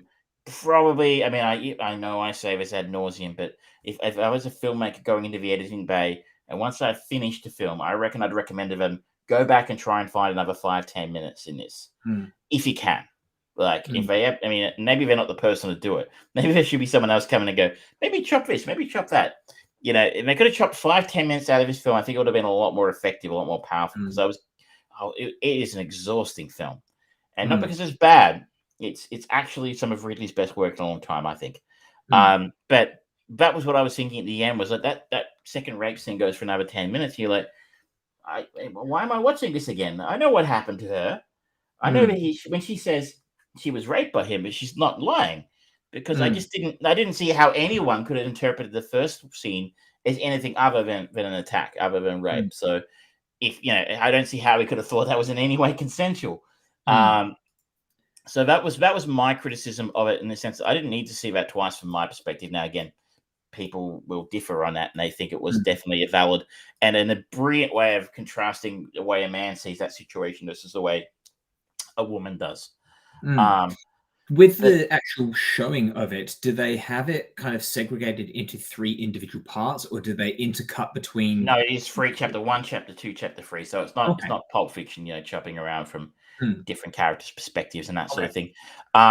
the final fight scene between Matt Damon and Adam Driver, the actual trial by combat, is astonishing filmmaking yet again. Like, again, this is someone who just so knows his craft. I mean, and I was surprised by it. I wasn't expecting the outcome that came through. I sort of saw it playing out differently. I saw it play out differently. I didn't see it being as brutal as it was. I thought I was going to see a jousting match, a little bit like A Knight's Tale. This ain't your mama's. We will rock you. This ain't your mama's Knight's Tale. Let me tell you right now, that final fight scene. Yeah, again, a friend of the show, Patria, was watching with me. We got a verbal oof from her at the end of the trial by combat. And if you're squeamish, if you dislike strong violence or blood and that kind of thing, you need to rethink seeing this film. Like, there is sexual violence in this film that happens. In obviously, like, I've covered the rape scene, the trial by combat scene. There are numerous war scenes of fairly brutal combat throughout. On a scope, are we seeing similar kind of like the opening combat in Gladiator, or more than that? I think it's probably a little bit more than that. Think, say, Apocalypto by Mel Gibson. Different setting, obviously. But think of Passion of the Christ. That kind of level of blood and gore and brutality and violence. Okay. Not as bloody as Passion of the Christ, because obviously it's got that scene in it. But with the whip. But he's not pulling any punches here. Like, I don't know where he got the money for this, but he's so Ridley Scott. He kind of gets to do whatever he wants. So he's not pulled any punches here. And it's a very fine movie. I think it's available to stream now on Disney Plus. You can definitely rent it on Prime as well, I think. You've talked about Matt Damon and Adam Driver in this. How are Jodie Comer and Ben Affleck? Because they're the other big names. Well, Ben Affleck has a smaller role in it, and it's very difficult to take him at all seriously because of his haircut. I mean, it is like, you're gonna have to Google the haircut, guys. Like, it's something else. But he does what he does fine. Though it's a little bit difficult sometimes to go, oh, it's Matt Damon and Ben Affleck on the screen doing stuff together again. You don't see that very often anymore. So he's a bit distracting, if I'm to be honest, just because of the crazy haircut. Like, I don't know what was up with that. Like, it's really noticeable. Like, people think I'm being silly. It's really hard to not pay attention to. He's fine. He does what he needs to do. Jodie Comer would probably be. It'd probably criminal me to overlook her in a sense that I've talked about the two guys' performances. Her performance is probably the thing that holds this whole film together, and considering she's the most important part of the story. I mean, essentially, what the film is about here is that the only way she can get justice, the only avenue to her to get justice on the man who raped her, is through her husband, in the sense that she is considered her husband's property. Yeah. And in that sort of aspect, he can actually then take action against Adam Driver because he has damaged his property, which is kind of a pretty disgusting and wild concept that a human, again, this is the 13th, 14th century, a wife can be considered her husband's property, and that's the only way she can seek justice against a man for something like that. But she is every bit the movie star in this. Her performance is outstanding in what must have been a fairly challenging role. I didn't like Killing Eve very much. I thought it was kind of weird, but she was great in Free Guy, I think, and I think it's fair to say, wouldn't be surprised to see her go on to be, in a lot more stuff as a very serious film star from here on out. These are the kind of, I wouldn't be surprised to see this film get a lot of Oscar nods next year. Okay, all right. But overall, you enjoyed it, if confronting. I enjoyed it. I did. Look, like I said, I just find 2.5 hour films exhausting. Even at home, this one I watched at home, and trust me, my neighbor wasn't happy about it because it's very loud. But like I said, I enjoyed it. It's a good film. I would highly recommend it if you enjoy challenging films about serious topics. If you're just looking for a swords and sandals adventure film, this ain't it. Okay, all right, good to know. It's been on my list of I'll get around to watching that, but yeah, I'm gonna. There's a check lot it of out. things on there. Oh, Yeah. good. We get the spammer. You're gonna have to. Well, I mean, when you're this famous, it's not surprising that people, want to spam us. They want to get that publicity. Yeah. I was on the show. You are the talent. You draw them to you. It can't be helped. All right, now, do you want to talk about The Unforgivable, or do you want a bit of a breather while I can talk about The Protege? I think people have heard enough from me. Tell us about The Protege. Okay, so The Protege is a new Prime Video movie starring Maggie Q, probably best known for Die Hard 4? Yeah, she was in Die Hard 4. She was in Mission Impossible 4. She's popped up a lot. She was also in La Femme Nikita, the remake, the TV show that happened a while ago. It's got Michael Keaton in it. It's got Samuel L. Jackson, and it's directed by Martin Campbell, the guy who did the Legend of Zorro and Casino Royale and GoldenEye and Green Lantern. Don't mention the war. He's a Kiwi. Yeah. There's a lot of overall talent attached to this, and The Protege is an interesting concept, I guess, because it tries to utilize different elements of war-torn countries that aren't traditionally seen in this kind of movie setting, but it doesn't really do much with that. So the premise for it is rescued as a child by the legendary assassin Moody, played by Samuel L. Jackson. Anna, Maggie Q's character, is the world's most skilled contract killer. However, when Moody is brutally killed, she vows revenge for the man who taught her everything she knows. Where the kind of unusual scope or lens comes in for this is it's Maggie Q she's rescued from a very brutal Vietnam incident, and a lot of this story kind of does take place in Vietnam, so it's not the most common of settings, but they don't really do much to utilize that as much of a story device, except the girl who escaped from Vietnam has got to go back there to face her demons, so to speak, which is a shame, because I'm studying Vietnamese as a language, and I'm getting to know more about the culture, and particularly the periods of time that they're talking about and what they're trying to incorporate. There's some really interesting, juicy meat there that they never actually cut deep into. The character of Anna is very, very typical.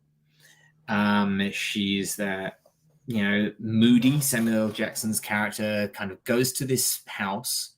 We never explained why he goes there. We just see him there, and he's just kind of rifling through, and then he hears something, and he opens up a cupboard, and young Anna's there holding a gun, and there's all these dead people around.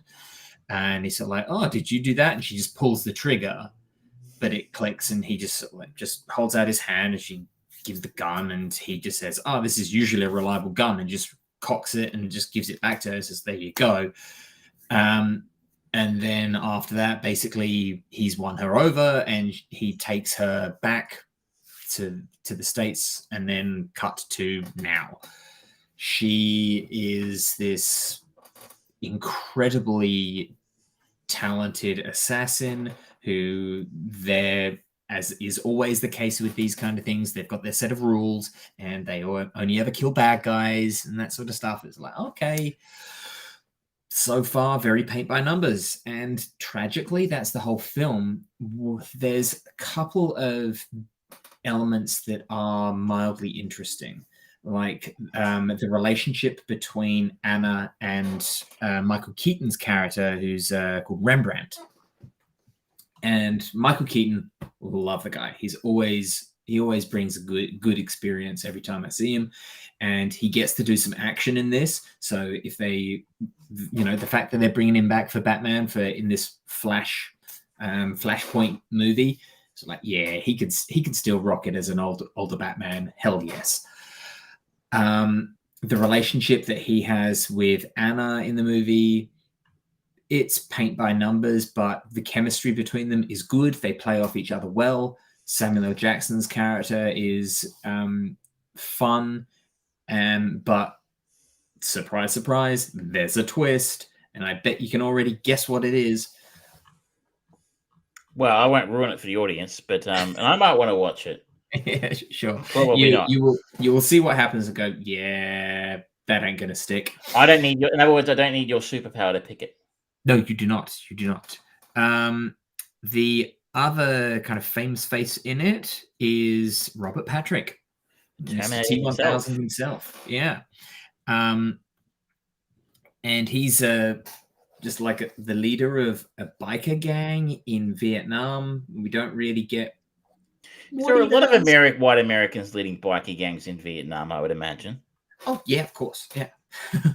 But it never tries to do anything different. The action is very, very safe, and like they try to get a level of brutality. Like when I think of Martin Campbell and his direction, I think of the black and white sequences that he's the flashback elements in Casino Royale, where he's having that sit-down conversation with his final target before he can be a 00 agent, and it's sort of like just real hard cuts and just brutal hits, and they are trying to sell the action in that way, but it just doesn't work, and it comes off too staged, and that's something that we talked about with Cowboy Bebop, rest in peace. It just looks too staged. It doesn't look fluid and organic. It doesn't look hard and tough. And obviously, Maggie Q is this beautiful, lithe woman who's tall and just elegance personified, regardless of whether she's got gunshots in her or anything. But still, we've seen rough, hard-hitting fights with beautiful women. Doesn't matter. They can still sell it when it's sold well. Mila Jovovich is not a great actress, but when she's in a fight sequence, you can see her just really going for it and putting weight behind punches and kicks, and she sells it. Maggie Q has that ability. She did a whole show about being an assassin, so this shouldn't be much of a stretch for her. It's just shot poorly, and it's just staged too much. And it's such a shame because it could have been something interesting. They could have used more of the cultural differences between the US and Vietnam, particularly considering the very messed up relationship that America and Vietnam has had over the time. They could easily have brought some of that wonderful stuff into the story of this and really given it something interesting. They just don't, whether they don't have the balls to do it or whether the writer for it, who's Richard Wenk. He looks like the problem here. If you look at his background, he's written 2 Equalizer films, The Mechanic, which is Jason Statham film, and The Expendables 2. The bad one wasn't bad enough. He also wrote 16 Blocks, which wasn't great. I think it's a Bruce Willis film. Jack Reacher film, but wasn't very good. Somehow he's writing the Kraven the Hunter film. That's super disappointing.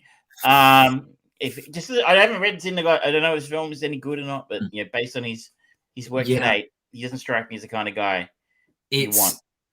It's very paint by numbers, and maybe he's just using all of these movies to kind of push and just learn his craft. He's been writing films since the 80s. Oh God, no. I mean, I'm a slow writer, but that's 86 bad. was his first screenplay credit. Like, he's not new to the game. Then again, Kraven the Hunter is part of the extended Spider-Man universe, which means it's Sony, which means it's probably us. Oh, come on. They've been doing well with Spider-Man. They haven't had. I'm not giving Sony any credit for what Spider-Man had. It's all Marvel. The Venom films were okay. The fact that Jared Leto vampire thing has been sitting on the shelf for as long as it has doesn't. The new trailer came out and it looks pretty good. Oh, come doesn't on! Look great. If it was any good, it wouldn't. It's been on the shelf for a long time. They're blaming COVID. Shush. Look, it's probably best case scenario. It's going to come out and be the same quality as Black Widow, which for a Sony property is pretty good. That would be a huge win, but we'll see. I'm just saying, Sony's extended Spider-Man films have not been good. Interestingly, Michael Keaton's in that film as well. Morbius. But anyway, I think this film looks cheap on the surface. It feels it. It does feel it. It feels like we've talked about it in the past about Netflix movies and about how they get these actors and these famous faces and famous producers to do stuff. And it's like, all right, we're going to give you 20 million, go off and make a movie. It doesn't need to be perfect. We just want to get something there to boost our numbers for a brief period. And this kind of feels like what they've done over at Prime Video, which is disappointing considering some of the movies that they really started pushing, like The Big Sick. That was a fantastic movie that did something different, and it ended up being a very successful movie in all regards. Audiences really enjoyed it, and critics really liked it. It's sad to see them not be able to keep that pace up, but at the same time, this could very well be just a filler project to get them through the COVID age. It's like I haven't seen Red Notice yet on Netflix, but it looks like a fairly similar. Like it doesn't look very good. It feels like we get 2 or 3 big name actors. Yeah, fill the rest of the cast with no names. Maybe one extra guy who did something 25 years ago. Film it somewhere cheap, Romania, Vietnam. And then whack it on the front page of a streaming service. And your Saturday night, your girlfriend comes over, you want to watch something. Oh, it's got Michael Keaton and Samuel Jackson in it. I like Maggie Q and Die Hard or whatever.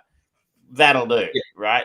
And I think Red Notice is now the most streamed film in Netflix's history, they've said. Yeah. And I think the Zack Snyder film came out earlier in the year, Army of the Dead. I think at one point that was an incredibly popular streaming. I think was that Netflix, was that Prime? I can't remember. That was Netflix. And again, that was incredibly successful despite being absolute pants. So, it's just having a couple of names, a couple of faces on the poster, or what do you want to call it, the thumbnail, should I say, on the streaming service is kind of what you want, really. I mean, it doesn't really matter if it's any good.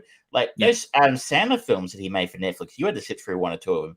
They were god awful from what I recall, but they got a lot of eyeballs on the Netflix. They were like the most viewed thing on Netflix for the time. So just having this product, it's just about having something on the screen. It doesn't matter if it's good.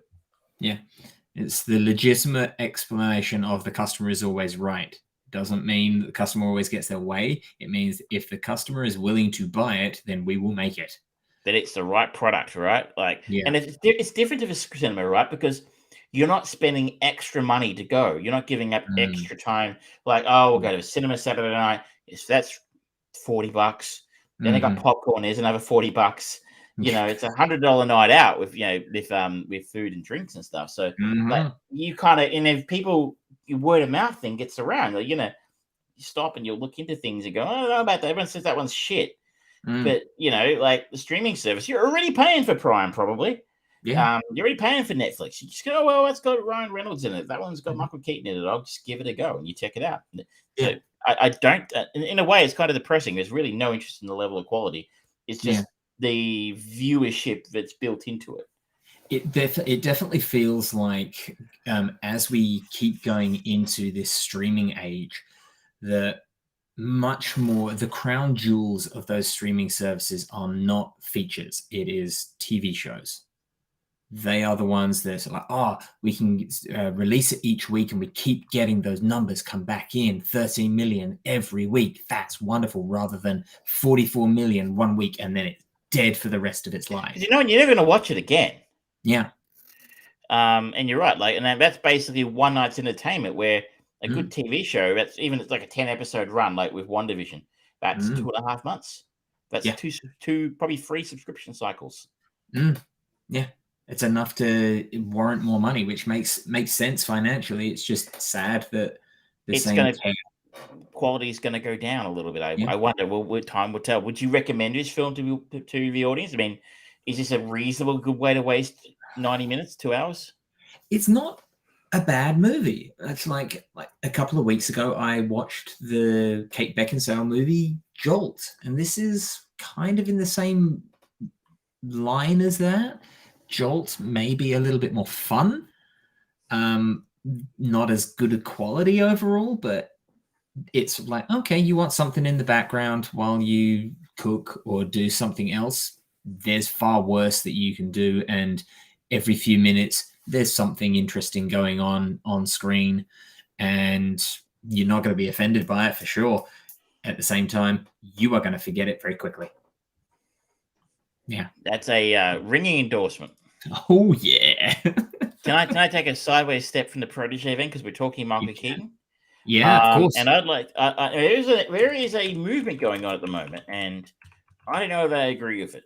There is a movement going on to reclassify Batman Returns as a Christmas movie. It is set at Christmas. This is falling into a Die Hard. Die Hard opened the door, and people are now trying to shove other things through it.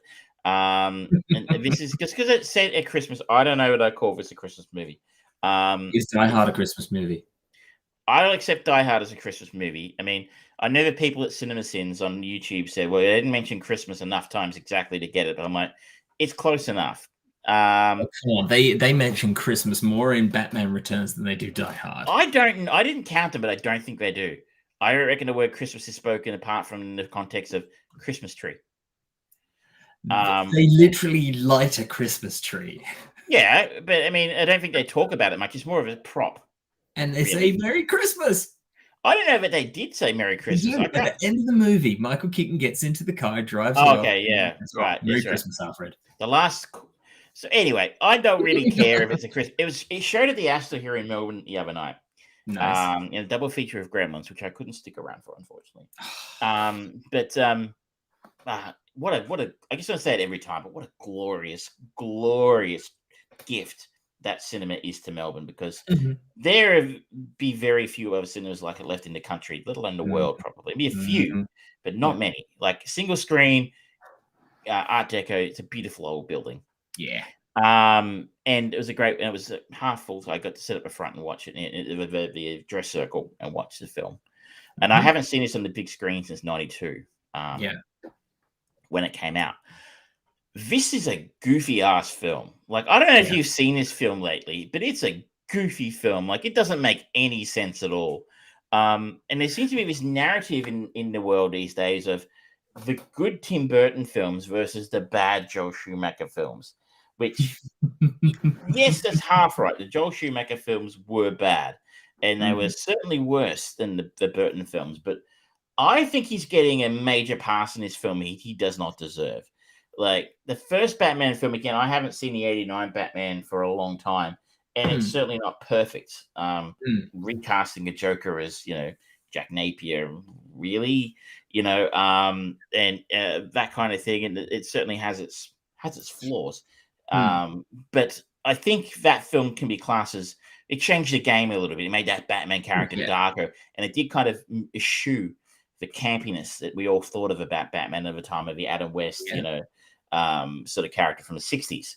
And that was a move away from that, which is what makes this film disappointing watching again the other night, that he's moved back towards campiness so heavily in this film. Like, it's pretty campy. I remember there's a scene at the end, no spoilers, this is a 30-year-old film. With the bat. It could still be relevant with Flashpoint. That would be interesting. The Batmobile is now turned into a bat hovercraft rocket thing flying through the sewers, and he's got radar, and he can track the penguins on the survey. I mean, it's robotic rocket penguins. Is the penguins' plan is to have penguins with rockets shoot them in the city. And when the Batman can computer, he can see where the penguins are on the surface, despite the fact he doesn't know they're up there. He has no way of knowing that was the penguins' plan. Very serious, Travis. Very serious. At the same time, when the little radar circle does a little, think of a radar screen, the line moving around the dial it goes quack, quack, quack. Yeah, penguin noises when he's. And later on, a little bit further down the track, his radar can somehow see into the penguin's lair and determine where his yellow rubber ducky was inside the room. And he has a picture of a ducky on Batman's radar screen. Oh, that's something you'd expect from the Adam West, or everything's got a Bat version of it. Like he's got a Bat CD player in the Batcave. Branding is everything. Yeah, branding. Well, I mean, I'm not sure anyone's going to see the branding in the Batcave, so you can cut corners somewhere, Bruce. There's a real takes it all the way. There's a real air. There's a real air of campiness throughout the film, and it's got a quirky. It's supposed to be quirky, but I guess to me it comes across as goofy. At least now it does. Also, watching it again, you realize, despite the fact it's become famous for Michelle Pfeiffer's Catwoman, probably more so than Danny DeVito's Penguin, who is the main villain of the piece. She doesn't have very much to do, and her role is very confused. And it also has startling and disturbing echoes of the Halle Berry Catwoman film. Unfortunately, it's just that she gets thrown out of a window and cats lick her face and she revives with superpowers. No.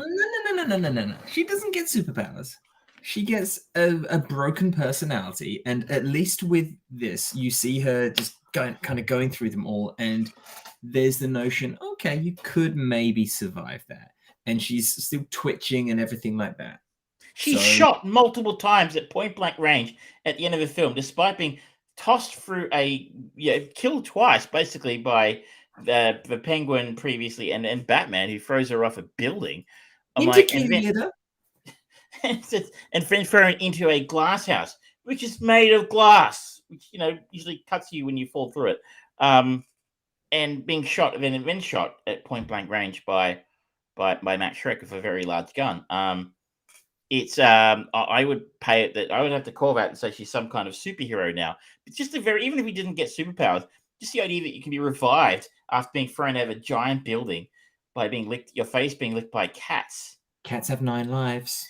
And she has 9 lives. Somehow she inherits that power, that mystical power. Psychologically, it's all about her psychological ability. She's I'm not taken that into the world. She's just living on pure will.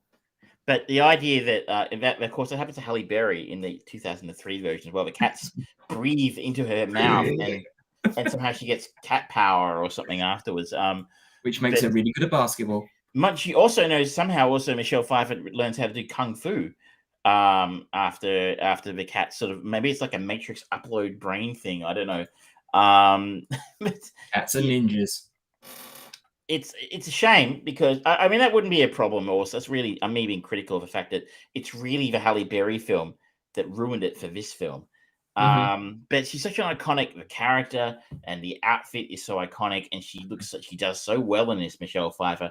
It's a shame they didn't have more for her to do in the film, and a more clearly defined role, and what a problem with Batman is exactly, and why exactly she's decided to gang up with the Penguin. It's all a bit murky. Her motivation's pretty murky.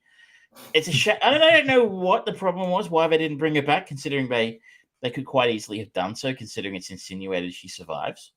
I don't know if she didn't want to work with Schumacher, or she just didn't want to do another Batman film, or that she didn't like the outfit.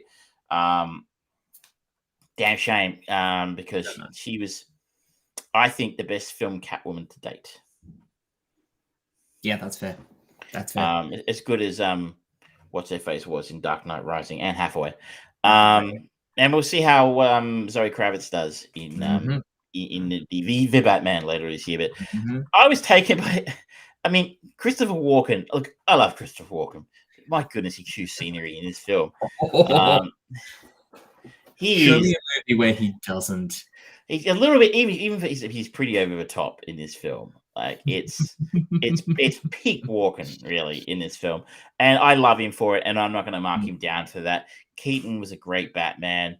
Danny DeVito was a great Penguin. Stan Winston's monster effects for the Penguins were fantastic, and it also it just I mean I'll give it to this. Like, remember when the Snyder Batman versus Superman came out? It was like, oh no, Batman doesn't kill people, and you're like, doesn't he now? He straight out murders a couple of people in this film. He just straps a bomb to them and throws them off. Like he backs the car up to someone unless the afterburners fry somebody, and you're like, oh no, Batman's killed people before. He's still good. He's still good. It's like it's just a fairly a modern conceit that he doesn't. It's I think it's actually it deserves to be reassessed as being. This is not the film that was this. This is Schumacher didn't ruin the series. This opened the door for the Schumacher film. Like the Schumacher film makes a lot more sense when you watch this again. You go, oh well, yes, he did turn the camp up to 11 in Batman Forever, but that was because Burton turned it up to 6 or 7 in this film, and he's just continuing that trend into the next one. Not very effectively, unfortunately, but. The idea that Burton's Batman films were great and, somehow were betrayed by Joel Schumacher, not true. I do appreciate their very loose attempt in Batman Returns to try and actually make more of the Bruce Wayne element and have the Shrek character be more of a foil for the Bruce Wayne variant rather than just have it's just going to be the Batman, and then we're going to have these brief moments of a brooding Bruce Wayne as he says, I can't do anything as Bruce Wayne. It's like, oh no, a megalomaniacal conglomerate man who's poisoning the planet, doesn't care. That's good foil for a better Batman, because the Michael Keaton Batman is definitely not the brooding Batman that Bruce Wayne that Christian Bale gave us. He is generally more optimistic. He was in Batman, the first Tim Burton movie, he was hosting a party, and in this one, he's going out and doing Christmas shopping and things like that. It's like, okay, he's trying to at least have the persona of someone just getting on with his life. A little bit. I like that about the Keaton Batman. There was that great scene in the first one when Vicky Vale and the other guy are in his armor collection, because this guy is king of the wicked people, and he says, "Oh, it's Japanese." Because how do you know? It's because I bought it in Japan. Yeah. There's a little bit more of that in this film as well. Like he felt like he was growing into the role, and I feel like Keaton didn't do it again because Burton didn't want to do it again. I feel like they were a package. Don't quote me if I'm wrong, Batman fans, but I feel like that's what happened. But he got out at the right time. I think so. And I think it would probably ultimately was best for him, because if he had done a third one, he could very easily have just been typecast. Now he's going to do a third one. Yeah. Oh, but this is like 25 years later. Yeah, and he has the Oscar already, so Yeah, exactly. Now he can coast. All gravy from here. It was fun to see it again. It's a very different style of superhero film you don't see anymore. Fun to see it on the big screen again, and fun to see Michelle Pfeiffer camping it up again. But overall, I was like, wow, I had forgotten how dumb this movie was. Yeah, it is. Now, do you mind if I just have some thoughts on a new Netflix movie? By all means. All right. So there is a new Netflix movie that has released recently, and it is called The Harder They Fall. And this stars Idris Elba, Jonathan Majors, Zazie Beetz, Regina. I can't remember her name now. The Harder They Fall. Where is it? Here we go. Where are you? Regina King? Regina King. Yeah, there we go. Those are certainly the 4 immediate standout performances for me right now. It's directed by James Samuel, who's also known as The Bullets. It's an English writer, director, singer-songwriter, and music producer. He was executive producer on The Great Gatsby. They Die at Dawn. I don't really know any of his work at all, but this movie, I haven't finished watching it.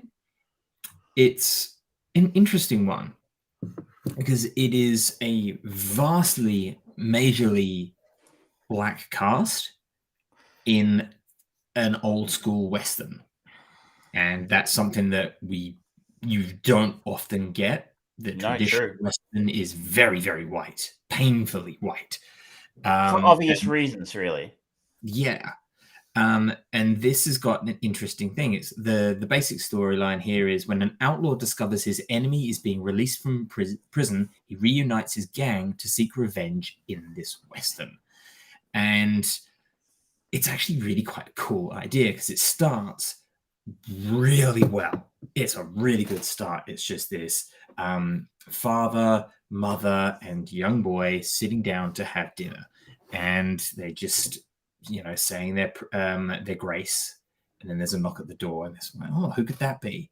They open the door, and you never see his face, but it's Idris Elba in typical outlaw gear with a hat pulled down, and you just see the reaction of the father, and he says, oh no. And he just takes a step back, and Idris Elba just walks in, never says anything, and then he just walks through the house and just sits down, and everyone's looking at him terrified. And then one of the gang that's with Idris Elba comes in. You see him identified because he's got this scorpion tattoo on his hand, and he puts it on the kid's shoulder, and the kid looks at it, and Idris Elba never says a thing, and just the power that oozes and the danger that oozes from this guy, you see it in the scene. It's wonderful. And then he just kind of pulls out these two golden pistols and just points them, one at the daughter, one at the wife and one at the son, and it just makes the father just panic even more. And then he ends up killing the wife, killing the daughter, and the son is left behind. We cut to the kind of present day of the Jonathan Majors character. He's a grown-up kid, and he is his own criminal at this point. He's got 10,000 bounty on his head. His name is Nat Love, and apparently these are all actual real people. Yeah, it's reading it. It's interesting that they've chosen to make it about real characters as opposed to, say, Django Unchained, which was just really fictional. Yeah. And basically, he goes around. He's kind of an outlaw with a heart of gold in a way.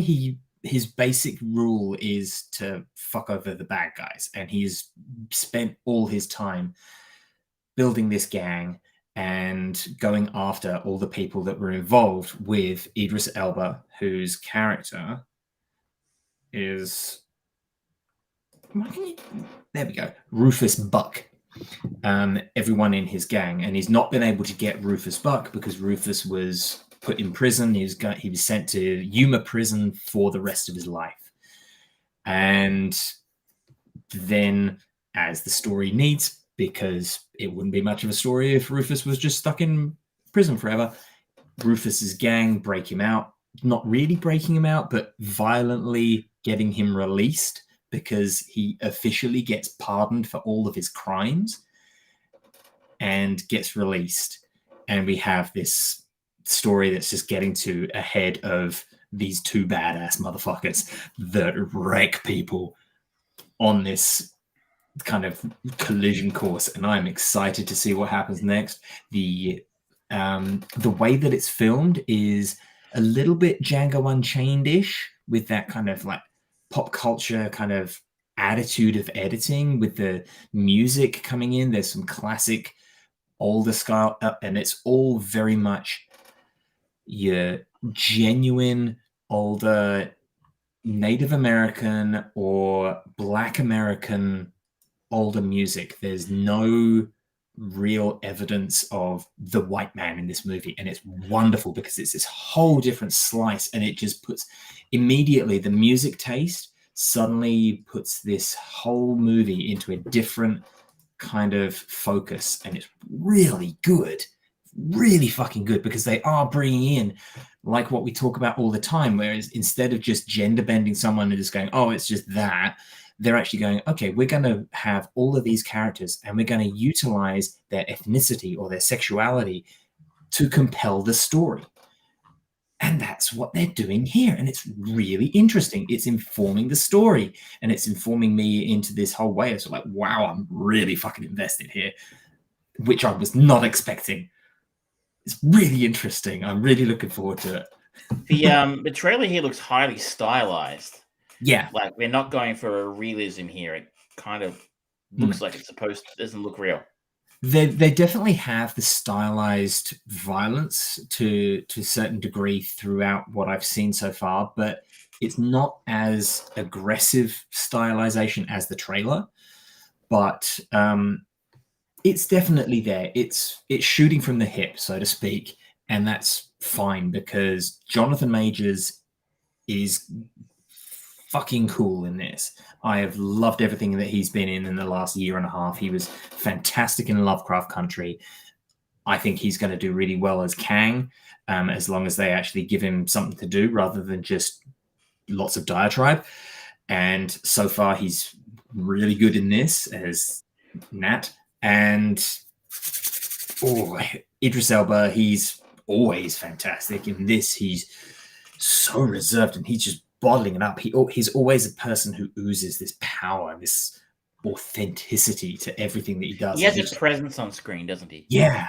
And he's just bottling it all up, and he's so reserved and minimal. But what makes him particularly cold and chilling in this is there is genuine logic to why he's doing everything. And it sells it so well. But at the same time, the personal connection that we have for Nate Love and why he's going after him, at the same time, you go, yeah, he's fully fucking justified. It's really well done. You're giving it high praise, and I'm almost certainly not going to watch it because if there's one thing that's going to turn me off faster than a musical, it's a Western. Fucking hate Westerns. Like, and it's, you know what? It's probably, you're right. It's probably a great film. It's just that, you know, occasionally you just have that facade and you go, oh, Western, no. Yeah. Instantly, it reminded me of Saturday afternoons when I was a kid and there were 3 channels and one of them was always a fucking John Wayne film. Whereas I'm sure this could problem. You don't watch John Wayne movies. Yuck. They're held in regard, but they're not good movies. It's interesting about this is if this film, I wonder if this in a previous time might have been considered not me, but what you might have heard it called a black film. You know, black cinema, like the Tyler Perry films, for example. Tyler Perry, huge star in America. I don't think not many of his films ever got released in the Madea films, which is the character who made his career. They never got released. If they got released in Australia, I never heard about it. I think they went straight to video here.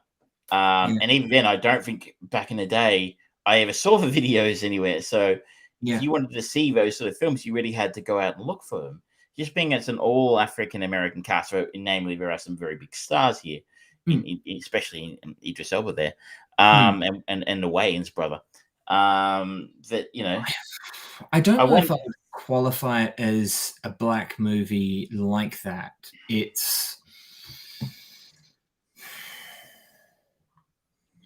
I don't know how I would really qualify it, honestly, because the characters are just so well done, and the characters, who is playing them and how they're portraying them on screen, it all feeds one to another in a very well done way that it kind of defies branding, I guess. I mean, maybe the stylization of it, you could potentially kind of go into like the really old school blaxploitation kind of thing, where it's like where you had Blackula and things like that, but it's not that. It's IMDb says action drama western, which probably sounds like it really only sort of skims the surface. Yeah, there's definitely more going on here than that, but that is the kind of best way to paint this wagon to keep the western thing going. But yeah, I'm really excited to see how this all comes to a head, because so far, the characters, they're not spending any time just kind of going, oh, we've got to build up this relationship. They're just every single thing. It's like, wow, yep, I get that relationship. Cool, let's move on. I get that. Cool, let's move on. All right, I see where this is going. Show it to me. That's all I care about. And it's doing it really well.